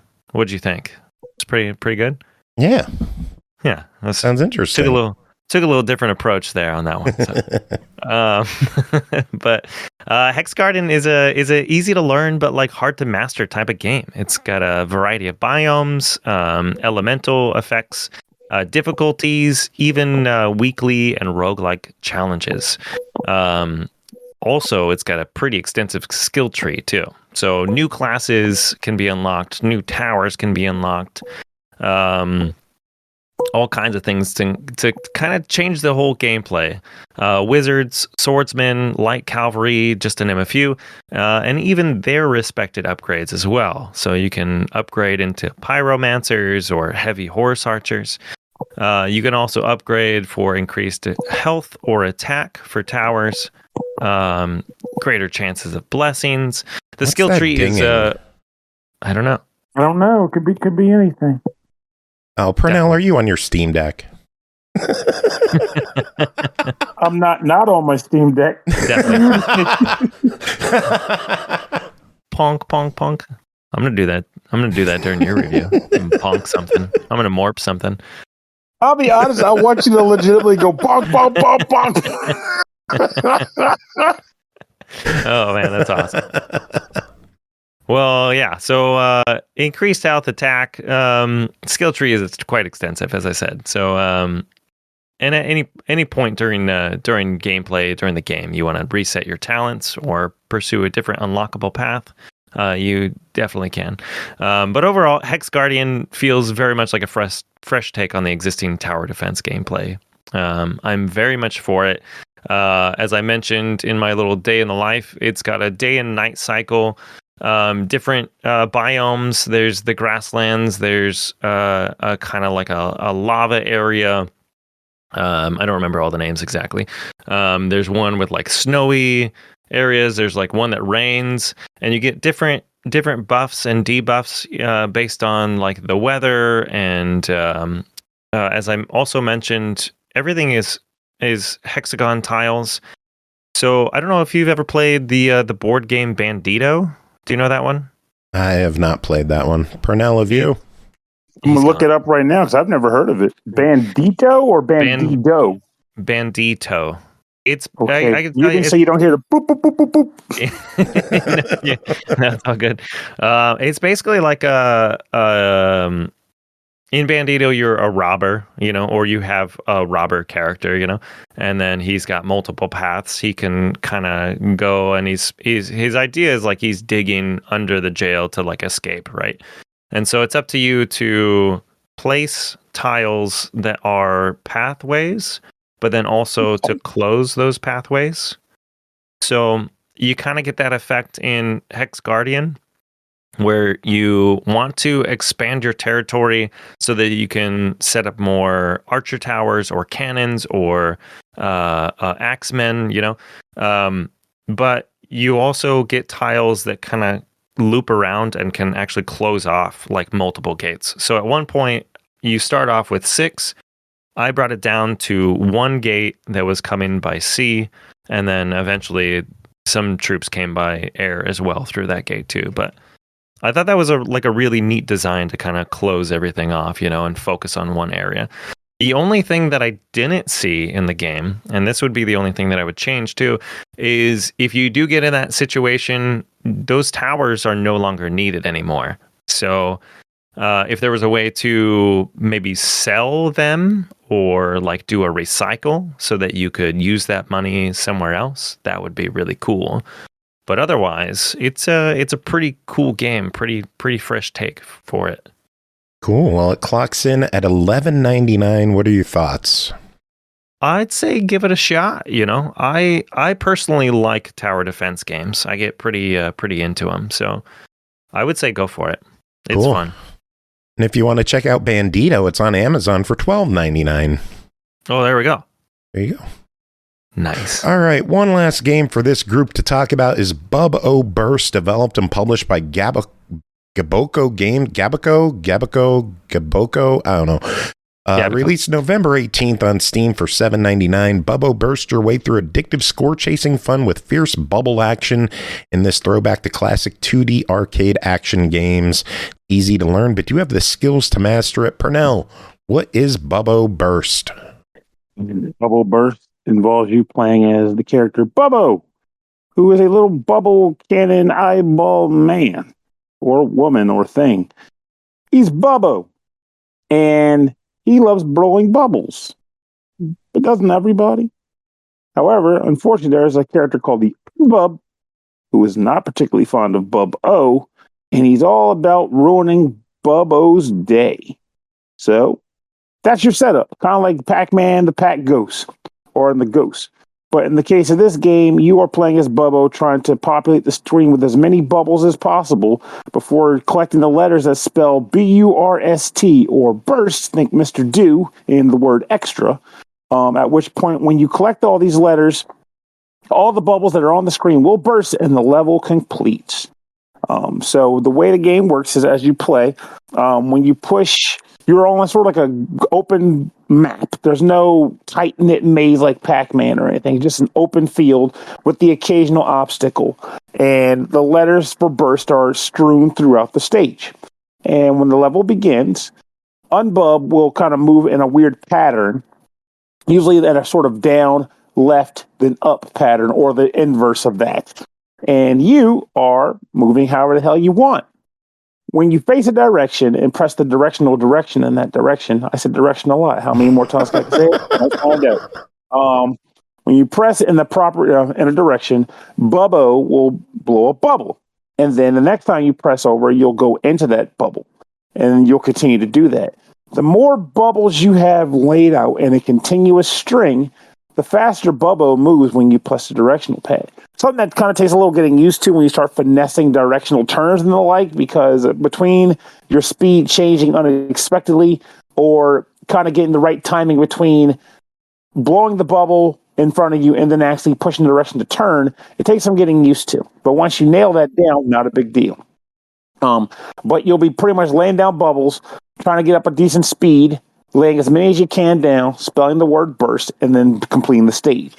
When you complete the level, you will get points equivalent to the number of bubbles you had on the stage at the time that you spelled out burst. A lot of times that's pretty easy because there's no clock in this game. You have all the time in the world to fill out the level with as many bubbles as you want. In fact, in some cases, there's even a power-up that just immediately fills the entire screen with bubbles. So you don't have to do all the legwork to do so. But obviously, this game isn't meant to be easy. Otherwise, it wouldn't have that arcade charm to it. There are enemies that will try to kill Bub-O in addition to Unbub. And some of those enemies also have the secondary effect of popping bubbles they fly into that you yourself have created on the level, whether by your own volition or through the Mega Bubble power-up. So sometimes it's a matter of doing a good timing of when to pick up that power before spelling burst. Sometimes it's a matter of just accepting the loss of certain bubbles when enemies come along to crash into them, knowing that you're going to get enough points for the stuff that you can leave on the map. That's just dying. It happens sometimes. Get over it. Whenever you go into one levels, there's actually a string of them. They're referred to as sectors. The level goal, or the sector goal rather, usually involves some form of completing this level with X number of points to beat Bub-O or Unbub. When you beat a level, like I mentioned before, you get all the points equivalent to the bubbles that you had on the screen at the time you spelled out burst. But at the end of the sector, or rather at the end of each level in the sector, you'll get a 1-up. And at the end of the sector, you'll get points in the form of a bonus equivalent to the number of lives you had when you completed the sector. Those plus the level points you acquired between each stage determines whether or not you complete the goal, beat Unbub because he's a freaking douche, and move on to the next sector. And honestly, that's the gameplay loop. Each sector involves new enemies or different level configurations or different obstacles that can be kind of a pain in the ass. Most notably, one that I hated was the obstacle where it was like a brick that could only be destroyed by a specific enemy that flies around the screen. And he's a pain to get to manipulate the way you want him to, especially because he also pops your bubbles when he flies through them. So there's a fine dance. You can kind of push him, but I never quite got the hang of like the 100% nailing down how I'm pushing him. So I kind of finagled just to get to the stages. But there is room for growth and improvement, and potentially you getting higher scores than your friends if your friends end up picking this game up. Deep down, though, to be honest with you, at first I kind of was hating on the game a bit, most notably because the aforementioned delay that I mentioned when you push the direction and the bubble drops and then you swim into the bubble. But I got used to it. It's a thing that you just kind of adapt towards as you play the game. And once you adapt towards that, which I did, I lost the issue with being frustrated with the game. At that point, it just kind of became like a classic arcade game. I could have seen this game as being something that would have existed in an arcade bar back in like 1987 or 1986 or whatever. Yeah, I'm an old man. Get over that too. And if you're the type of person who has nostalgic memories for games that cropped up in arcades during that period, or just happen to want a retro vibe in your games today, I do believe that Bubble Burst has the potential for filling a niche that you've been seeking to have filled. Though I should also mention that the music in this game is pretty solid too. They advertise it as the first roguelike soundtrack. What does that mean? I honestly don't even know. I didn't notice. Also, I've been drinking, so it's possible that I'm not thinking about it at the moment. But my vibe in the developer, if they're listening to this, can correct me if I'm wrong. It is possible that the music may intensify a bit as you progress through the level, and based on how well you do as you progress through the sector, rather, I should say. Music will vary based on that. But beyond that, all I can tell you is that the music is bop. It is good to listen to while you play the game. You're not going to be dancing to it, but you will tap your foot to it. I can state that with 100% honesty and certainty. So I recommend that aspect of the game as well as the game itself.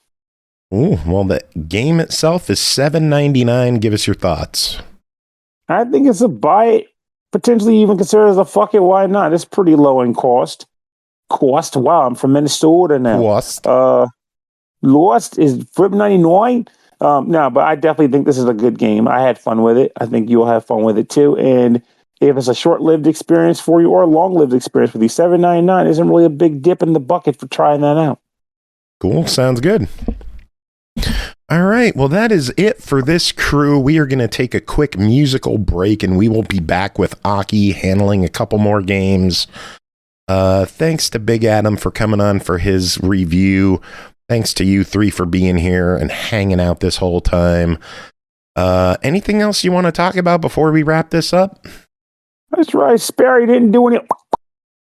Oh, I thought about it. Do it now, Andy.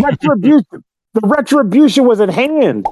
Pop, pop, pop, pop, pop, pop. There we go. Now we're talking. I feel good now. I feel better. Yeah, take that. I'm now going to. Here's that moment where I review a game that I didn't have on the docket, but was specifically something I wanted to talk about for literally 2 minutes. And this is where Sperry goes. Tell me something interesting, Pernell. So the other day, I went to the restroom and went to wash my hands, and I was, oh my God, bubbles! During my exciting moment in history, what is that noise? Oh my God! What is happening? Whoa! It's so crazy! Oh my God, you're crazy! Oh, you're all right, man. I think you're great. I hear, Pernell, I hear you're a giant human being. I am a giant human being. It is very true. How tall are you? So tall. You're so tall that in Europe they don't make buildings that are capable of handling my massive stature. Oh my gosh, that's awesome. Yeah, Big Adam referred to you as Hill Giants of Baltimore. Wait, what? What was this? That is amazing. You'll have to listen to the first half of the show. We had fun. It was a good episode. Hill Giants of Baltimore. We did good. Yeah, that's the name of the episode too. I found a clip the other day from like one of those lad Bibles or wherever, things where they go for like media reactions and bullshit. and it was a lady who was like 6'7", which coincidentally is my height. And she was talking about how hard it is to be a tall woman. She didn't state where she lived, but I later realized it based on the video. But she basically was like having to like squat to get under door frames in her apartment. She was looking over the entirety of the grocery store rack. And I'm sort of thinking, I'm that tall and I do none of these things. What the fuck is going on? And I came to realize she is definitely in Europe right now, probably in France somewhere. I think I saw that video too. It floored me. I'm like, I mean, I can bitch all I want about a number of things, but I will be glad I was born in this country specifically because apparently we have multiple tall people here. So much so that we have higher than average door frames. I don't know. Cars that I can sometimes fit into versus never fit into.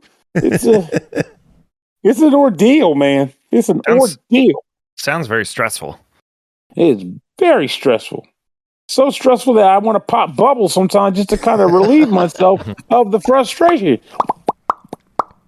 That's right. Feels great. Feeling good. Hey, Joe, did you have a favorite game from tonight? Not really. I don't know. I want to give Slopecrashers a shot. I haven't played any of them, so I don't know what I. Which one sounded your favorite? I think Slopecrashers is the winner. Taito Milestones, if they would release them on Xbox and PlayStation, but they only release them on Switch, which is a bummer. Yeah. Bummer. I honestly should have asked about freaking Anton Blast, because that's definitely the game that's of the docket for me right now. Though I played a whopping one level and was like, this game is fun. Which makes me wonder, are there any games coming up between now and the end of the year that you think are still in the docket for being interesting or something you're looking forward to trying to play? Or you think it's pretty much downhill from here? Neo Fantasian. Yeah, I'm about the same. I got that pre-ordered. I want to play that. Isn't that Hironobu Sakaguchi's last game? It's Nobu's final full game. He's still going to contribute bits, but this is like his final. Let me catch myself before some guy comes on here and says, what the fuck is this guy? I totally say Hironobu Sakaguchi. I've been drinking. I meant Nobuo Uematsu, the composer. Yeah, it's his final full game. Oh, okay. But he will be putting out stuff here and there, like the occasional intro theme or something. People thought he was retiring completely, but he came out and he was like, no, I'm not retiring completely. I'm still going to do stuff here and there. I'm just not doing full game soundtracks. I'll never retire completely. Yeah. I mean, I can respect that, though, because if that's his craft and he likes actually doing it, maybe his old gimmick is, I don't want to be part of the stress of composing 32 tracks in a year. Maybe I just want to put out a track to keep my chops wet. And RPGs are a lot more than 32 tracks, so. Oh, I know. I just threw a random number out, but you're definitely right about that. And it's a wonder that he can do it at all. That's why every time I see these like sound-alike videos or whatever, and I'm always like, I feel like sometimes it's just the inspiration kicks in. They just throw it in there because you got to put out 100 tracks in a game or something like that, and you have thousands of RPGs out there. You're gonna have overlap. There's no damn way. Music ain't that broad. Anyway, speaking of music, we're going to listen to some Stemmage right now, some holiday goodness, and then we'll be back with Aki. Does anyone have any final words to wrap up this part of the show? Don't drink too much eggnog this season, but get it in now. Don't wait till Christmas because that shit sells. And before you know it, you might end up with some nonsense about what they get, egg salmonella or some shit. Has anybody ever done that? That's what I'm trying to think of. I'm trying to think what do you usually get? I'm sure you can get some gunk from eggnog. The point is, drink your eggnog now. Get it. Don't wait till Christmas and then tell yourself it's a one-day treat. Fuck that. It's all about December and getting clunk on eggnog. Drink it all the time. Drink it every day. It's harder to get during the year, though. Right now, you can get it everywhere. Kid. Eggnog 365. Drink nog every day. Drink nog. Drink nog every day. Damn it, now I want some eggnog. I'm going to get some as soon as this is over. Shit. I want that on a t-shirt. Drink nog every day. Or like maybe a mug. A mug would be really good. Drink nog Joe, every day. Joe, there you go. There you go. Make the shirt. You got 2 sales right there. Drink nog every day, and on the back you can put a cat and put like SML podcast. Yeah, we knock that. Yeah, we knock that. I like it. It's so good. Oh man.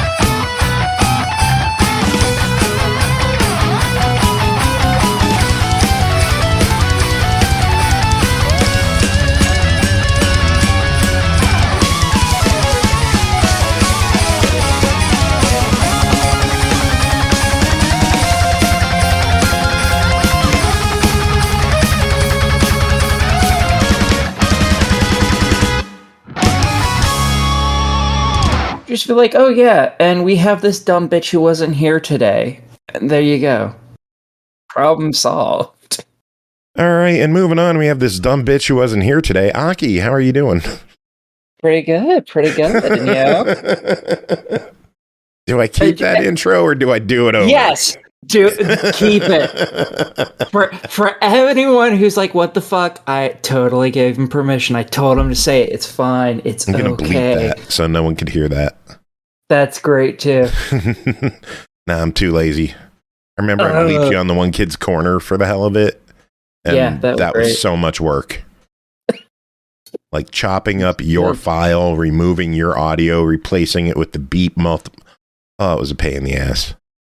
See, I would have just cut one and just elongated the singular beep to go beep forever. It's funnier when Fair. Morse code. So how was your Thanksgiving? It was pretty good. All the stuff I made, everyone really liked it, as per usual. I make some of the desserts every year, and nice. Yeah. This year I made my peanut butter pie like I usually do, and I also made some chocolate chip and Reese's peanut butter cup cookies, and they were fantastic. And almost all of them that weren't immediately, yes, I'm not giving you any. You can keep staring at me. I'm not giving you any, Joe. Deal with it. And any of them that weren't eaten, I took home because I'm gonna eat them. Maybe tonight. I don't know if they'll last. I don't know if they'll last long enough to be eating them tomorrow.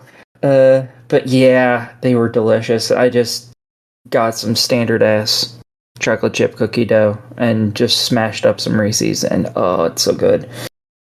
My wife makes some really good pudding cookies. Like she uses chocolate pudding as the base for the cookie mix.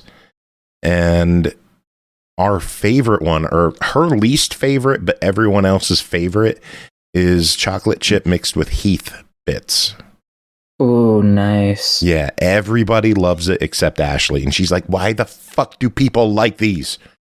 I don't like making them. She doesn't like Heath. She hates Heath. Fair. I like it in some instances, but I don't like eating just a Heath bar. I think they're disgusting, but put that in ice cream and I'm like, it's okay. Yeah. Those cookies are really good though. We've tried a handful of different varieties with like white chocolate chips and peanut butter chips and so good. I should get her to make cookies again. It's been a while. Cookies are delicious, yeah. Yeah, and they're soft too. They're like, mine are still apart. soft. I made them the night before and they're still like so soft, and I don't understand why. Like, I haven't made cookies in, I don't know, a decade. I didn't even remember how. I was like, you just cut it and throw it on the thing and you heat it. I'm like, I don't remember any other part to this process to make them taste better or anything. Oh, and they still came out so good. I'm so happy with them. They They did kind of merge into basically one cookie on one of the sheets because I flattened them out a lot, but not. I still made them too damn big, so they just grew into each other. And I was like, oh, well, that's what happens when you don't do this for a decade-ish. It's just so one giant cookie. And it would have been mine, but my mom convinced me that we had to break it up for some reason. Boo. Exactly. Boo. Nah. Other than that, we had, various stereotypical Thanksgiving foods. I don't eat much of it because everyone decided to bring in a bunch of pork products, and I'm allergic to pork, so it's like, fuck. Why would they do that? Because most of them don't think about it. I only interact with them like once a year, and it's for this, so they just don't think about it. Like Carnage says Subway's footlong cookie. Oh my god, that'd be great. But it'd cost like $50 or something. But yeah, no, like someone had those little tiny wieners, the little like Jacob? pigs in the blanket one. Yeah, basically. The Tic Tac size ones like Jacob, yeah. Wrapped in bacon. And I was like, I want to eat that so fucking bad, but I couldn't. And then all the goddamn cheese trays we had, only pork products in it other than cheese. I was like, for fuck's sake. I know there's ones that have like turkey and shit in it. What the hell, people? So, yeah, I did not get to eat much in the way of snacks. I just had like the basic Thanksgiving dinner at my mom's, and then for dinner I just had sheets, which is gas station food. Oh, I'm surprised you didn't eat enough food at your mom's house to put you in a half coma. No, I did. It's just I'm fat. Fair, I guess. I eat the one meal a day, and I'm done eating. I can't do it any more than that. Granted, I went for like thirds, but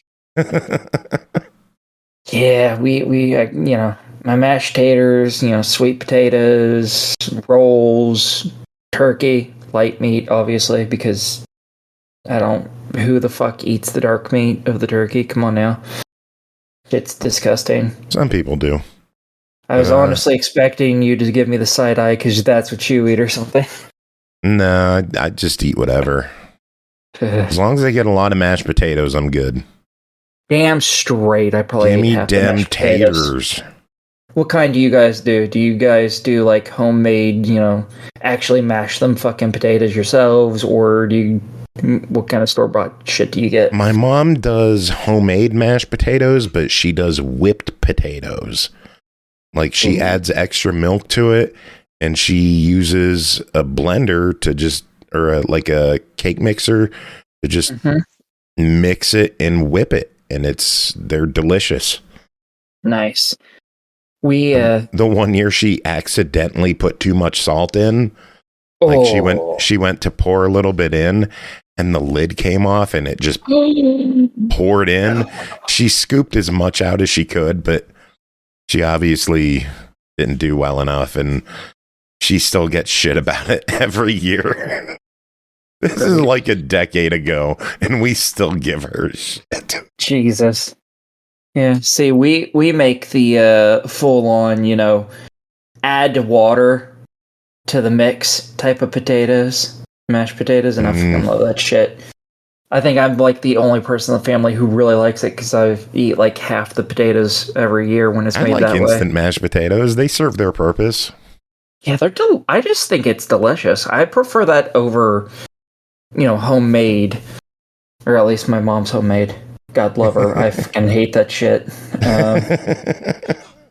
So you went for thirds, huh? Yeah, it was good.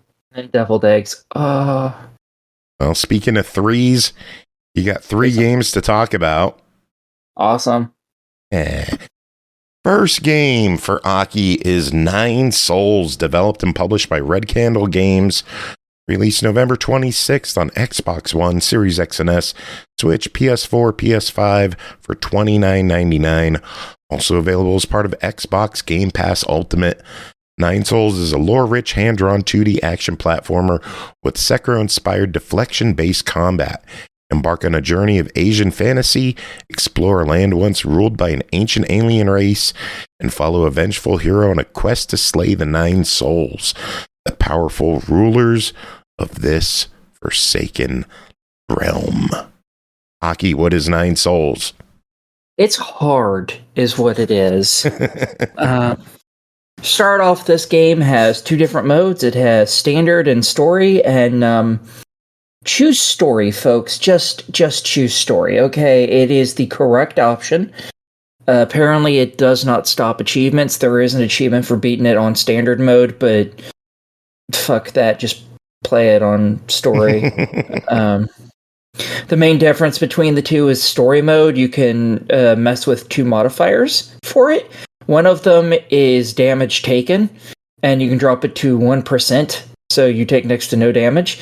And the other is doing damage, and it goes up to 1,000%. Wow. It's pretty... Yeah.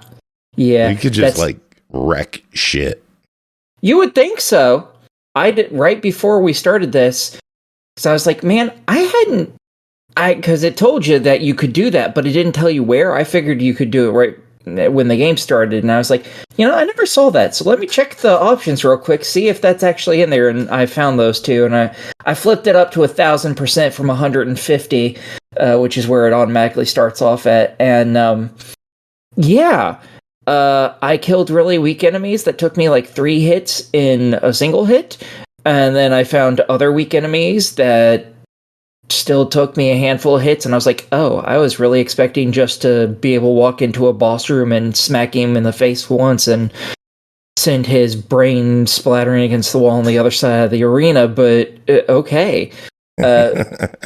So while it does make it a little easier, it doesn't really make it super easy, surprisingly, even at 1,000% increase.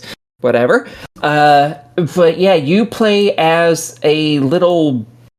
I don't know if you're supposed to be a cat or an axolotl, to be honest, because you kind of look like a cross between both, and it's super cute, and I love it, because it looks like an axolotl. And you beat the shit out of things, and when you get the shit beat out of you, you smoke out of a peace pipe to heal yourself. So yay. For combat, anytime an enemy goes to attack you, you can either dodge out of the way of it, or you can deflect it, which just requires you to guard real quick right before it hits. And when you do that, you get some energy that's imparted into you that you can use on a talisman, and you just basically push and hold another button, and it attaches a talisman, basically freezes the enemy in place, and does a lot of damage real quick. So that's how it's Sekiro-like, is you need to get those deflects in so you can build up these bars, because eventually you can gather more and more energy.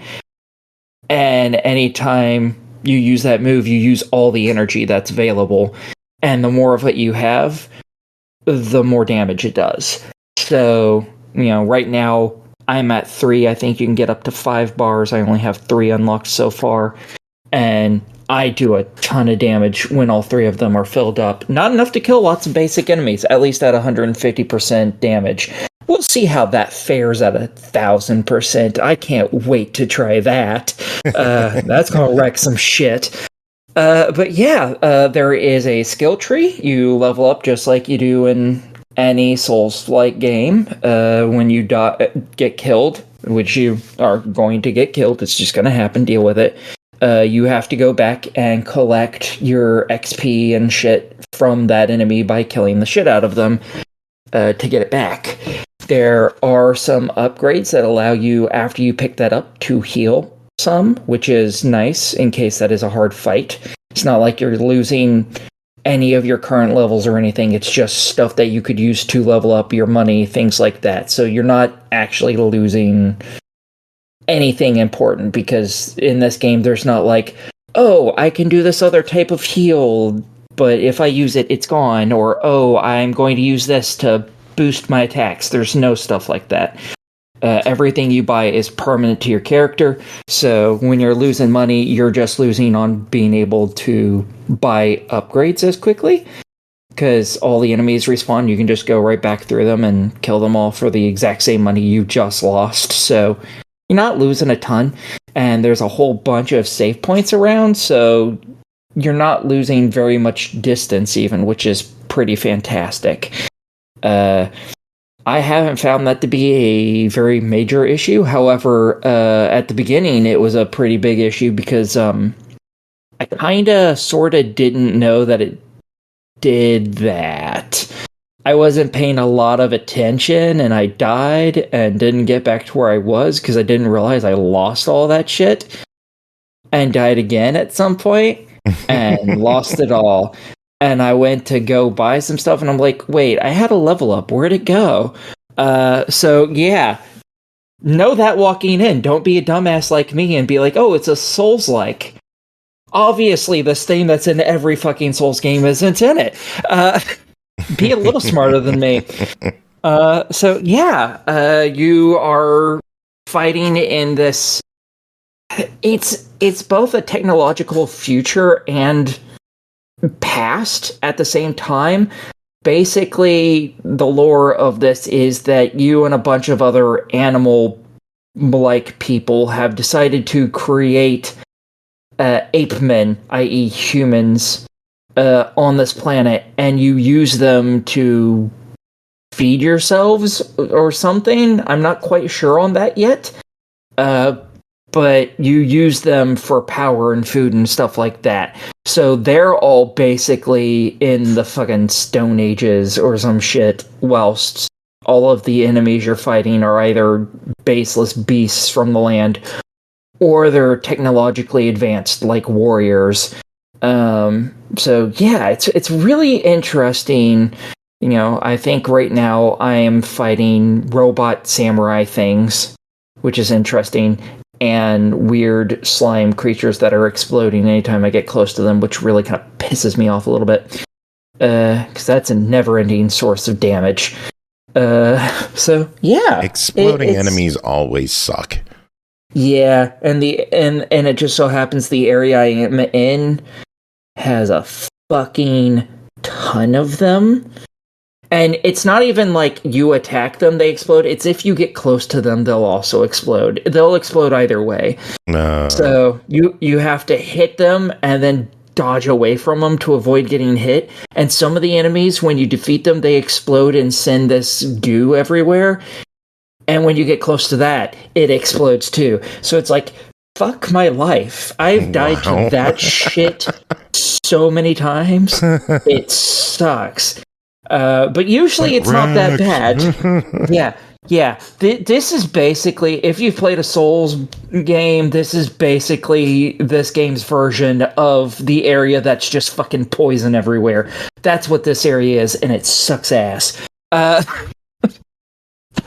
I have not actually made it to a actual proper boss yet. I don't think. I fought a lot of little mini bosses, but I haven't gotten to a main boss because whilst it is a Soulsborne-like game, it is also a Metroidvania-style game, and the map in this bitch is huge. I have gone so far in this, and I still haven't quite found the boss. I don't think I'm too far from one of them, and it's not even the first boss, technically. I think I'm about to start the fight with this boss you're supposed to fight second. So that's fun. And yeah. Any questions from the peanut gallery, anybody? Not really. It sounds like it's I didn't expect it to be Metroidvania. I heard all of the Souls-like influences, but I didn't hear much about it being a Metroidvania. So that kind of took me by surprise. Yeah, you get some abilities as you continue the game. I'm pretty sure at some point I'm going to get a double jump or something, because there are things in areas that I can't get to because they're just too high, but I've already gained an ability to where when I'm in the air and close to something, I can hit the block button and it'll basically corkscrew me into it and bounce me off of it, which was kind of cool. And that allowed me to get to a whole bunch of new areas in it. That's, I think, the only one I found. If I found another one, I don't know what it was. Oh, I found one where I could charge up my standard attack, and it allowed me to break holes through weakened areas that I couldn't get through earlier. So there's just 2 examples right there, and I'm pretty sure there's going to be more. Again, I'm pretty sure there's a double or triple jump or some shit. Nice. So sounds like you still got some time to go in it. Oh god, I have so much time to go into this. I'm probably going to be playing this for 20 plus hours at least, and I think I've put like 6-ish maybe into it so far. Nice. Well, Yeah. it clocks in at $29.99. Also available as part of Game Pass Ultimate. What are your thoughts on 9 Souls? I think with the story mode allowing you to make those modifier changes and it's still allowing you to get the achievements in the game, I think this is an easy buy it for everybody.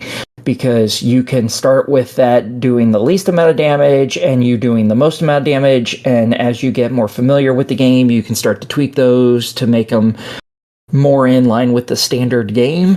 And then after you beat it in that mode, you can go straight into standard mode and play through that properly to get the last of the achievements. So I am totally for it. I think everyone can get into this game. Welcome to the stream, Melon Flavored, who says you have the look of a wizard who got into beer and nachos. That might be the greatest opening line I've seen so far doing this show. Just coming in a wizard. Oh, I love it. And I can't even argue with that. That is correct. That is exactly what you look like. Holy shit. I need a wizard cap now.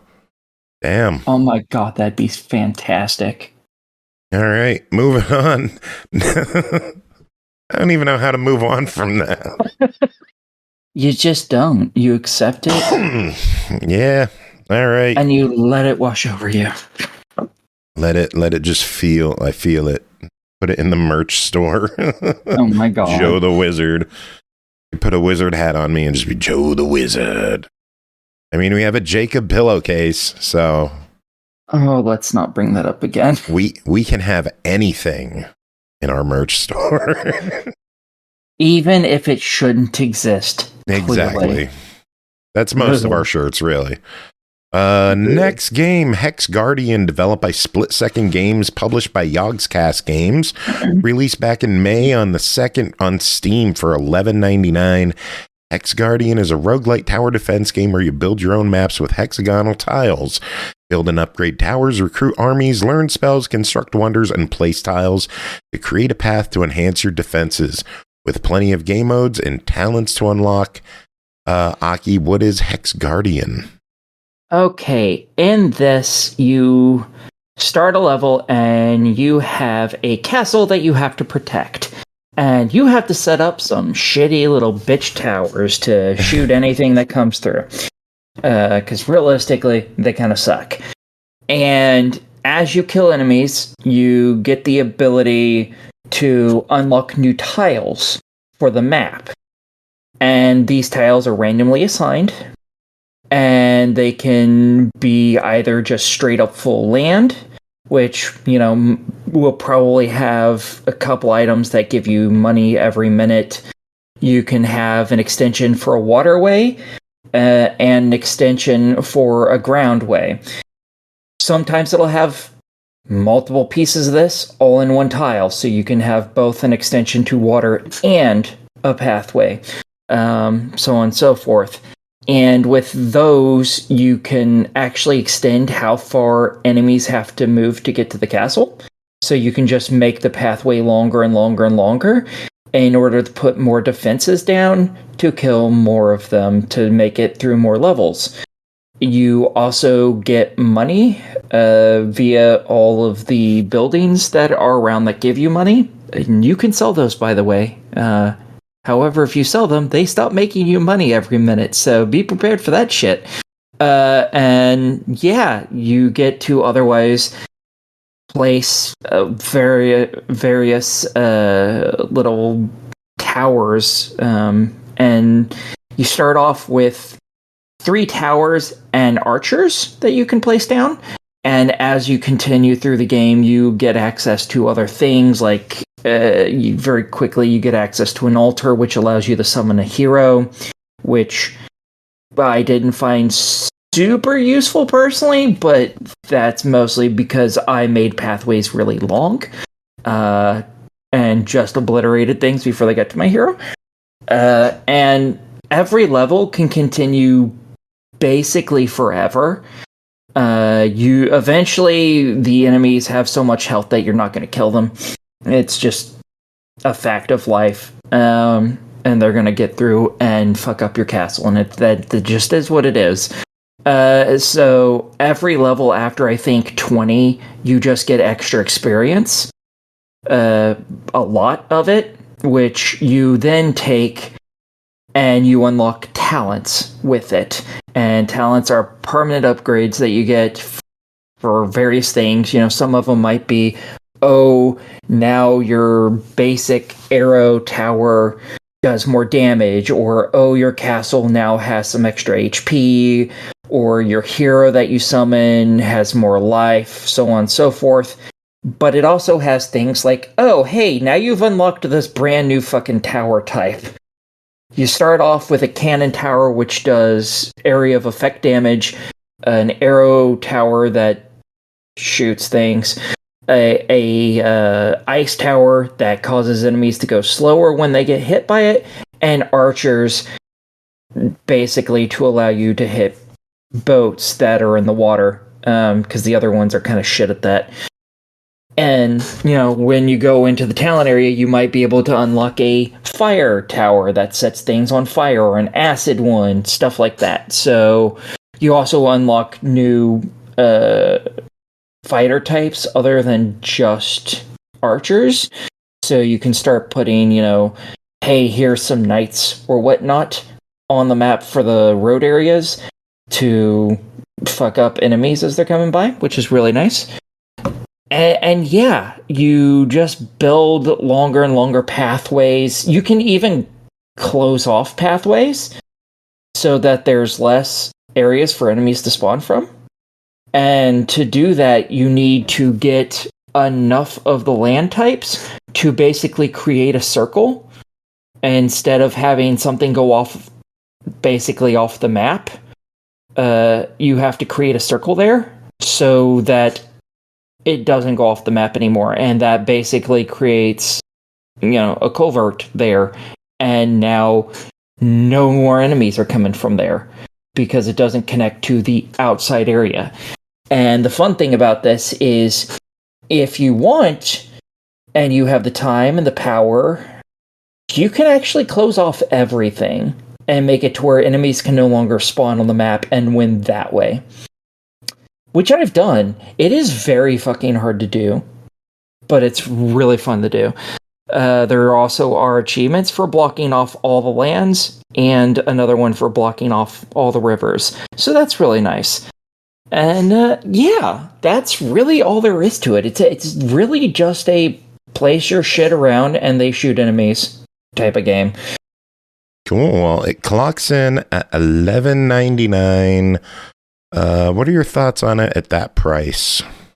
It could stand to be a little cheaper because it is a pretty basic bare bones game. Honestly, I'm not sure how useful the other towers realistically are, because with just the basic towers that you have, you're gonna be fine.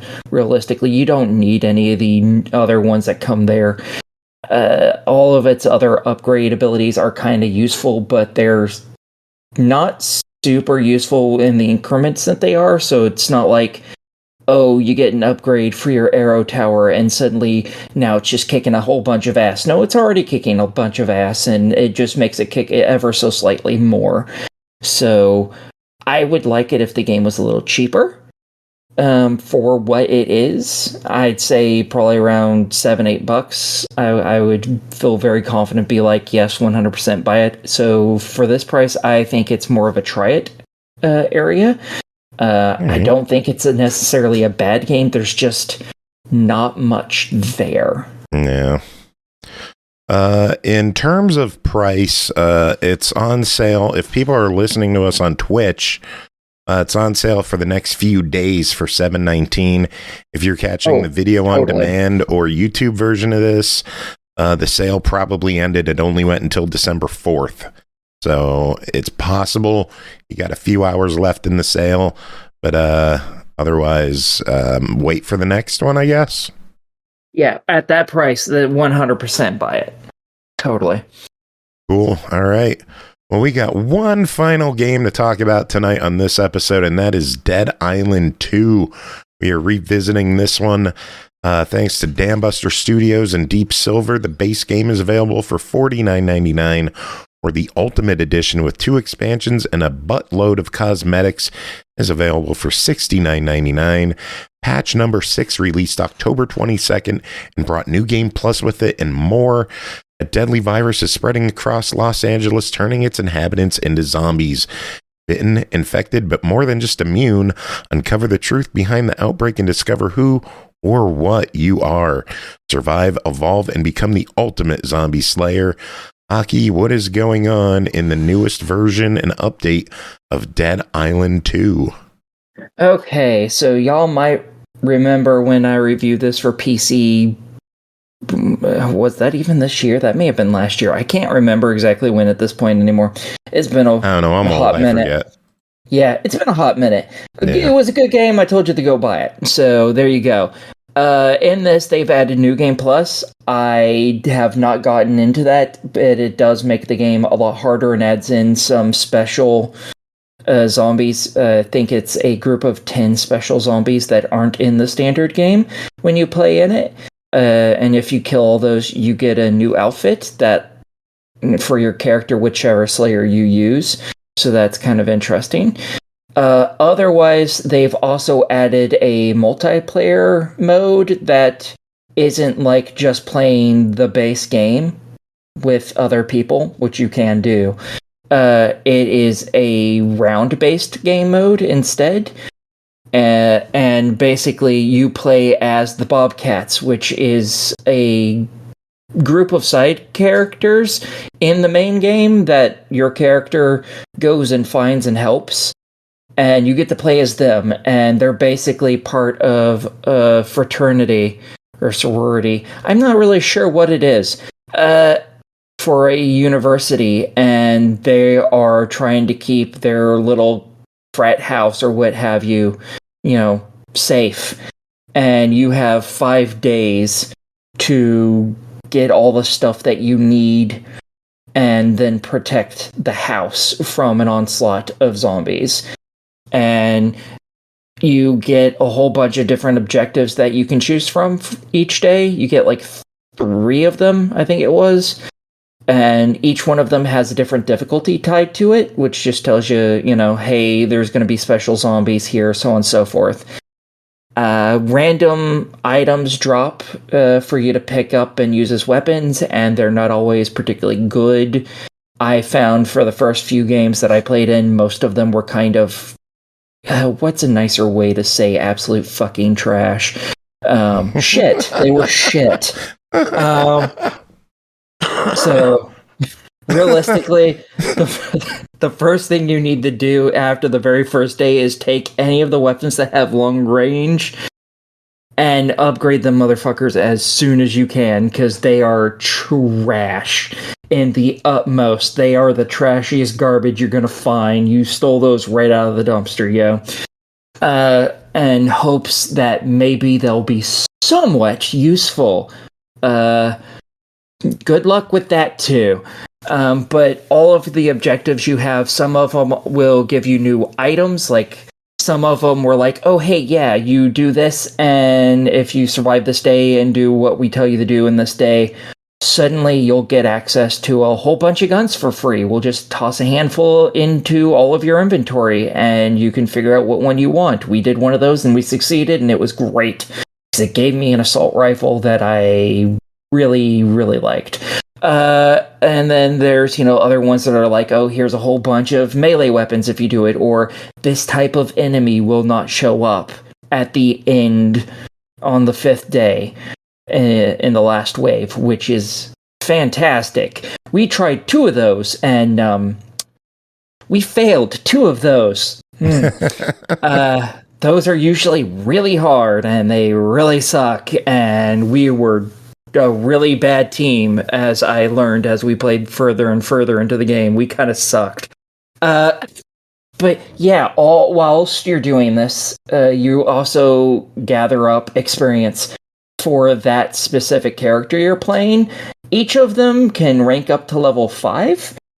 It takes a long motherfucker to get up to level 5. It takes a long motherfucker just to get up to level 2, honestly. It takes quite a bit of experience, and you're not getting a ton of it, especially if you're failing miserably constantly, because your team and you are not particularly good. Because I can't even just say my team sucked. I sucked quite a bit too. And yeah, but it's a fun little game mode. I really enjoyed it. There's something like 20 different objectives you can do in it. I have not seen all of them. I've seen about a dozen-ish, and they're just picked at random for each day, so you don't know if you're gonna get all 20 of them. Even if you play through 20 different days worth of the game, you may not come across all of them. So yeah, and if you rank a character up, they get extra little skills and feats that you can equip, and you can go in and change which one you have equipped, because there's always a choice between 2. You get basically 3 abilities with each level up, and 2 of them are an either or, and one of them's just you get this, period. So you'll end up like a choice of one set will be, at least for one of my characters, was, oh, you can throw a knife or you can throw firecrackers, and the level 2 version of it, you could choose one of those, and it would, do more damage or extend them, make the firecrackers go longer, what have you. And then there was another set of 2, you could choose one or the other, and I don't remember what that was, because I realized firecrackers sucked real quick, and that's what I was focused on, was not making that mistake again. And yeah, so it's a fun little game mode, and I think that's all they added was that.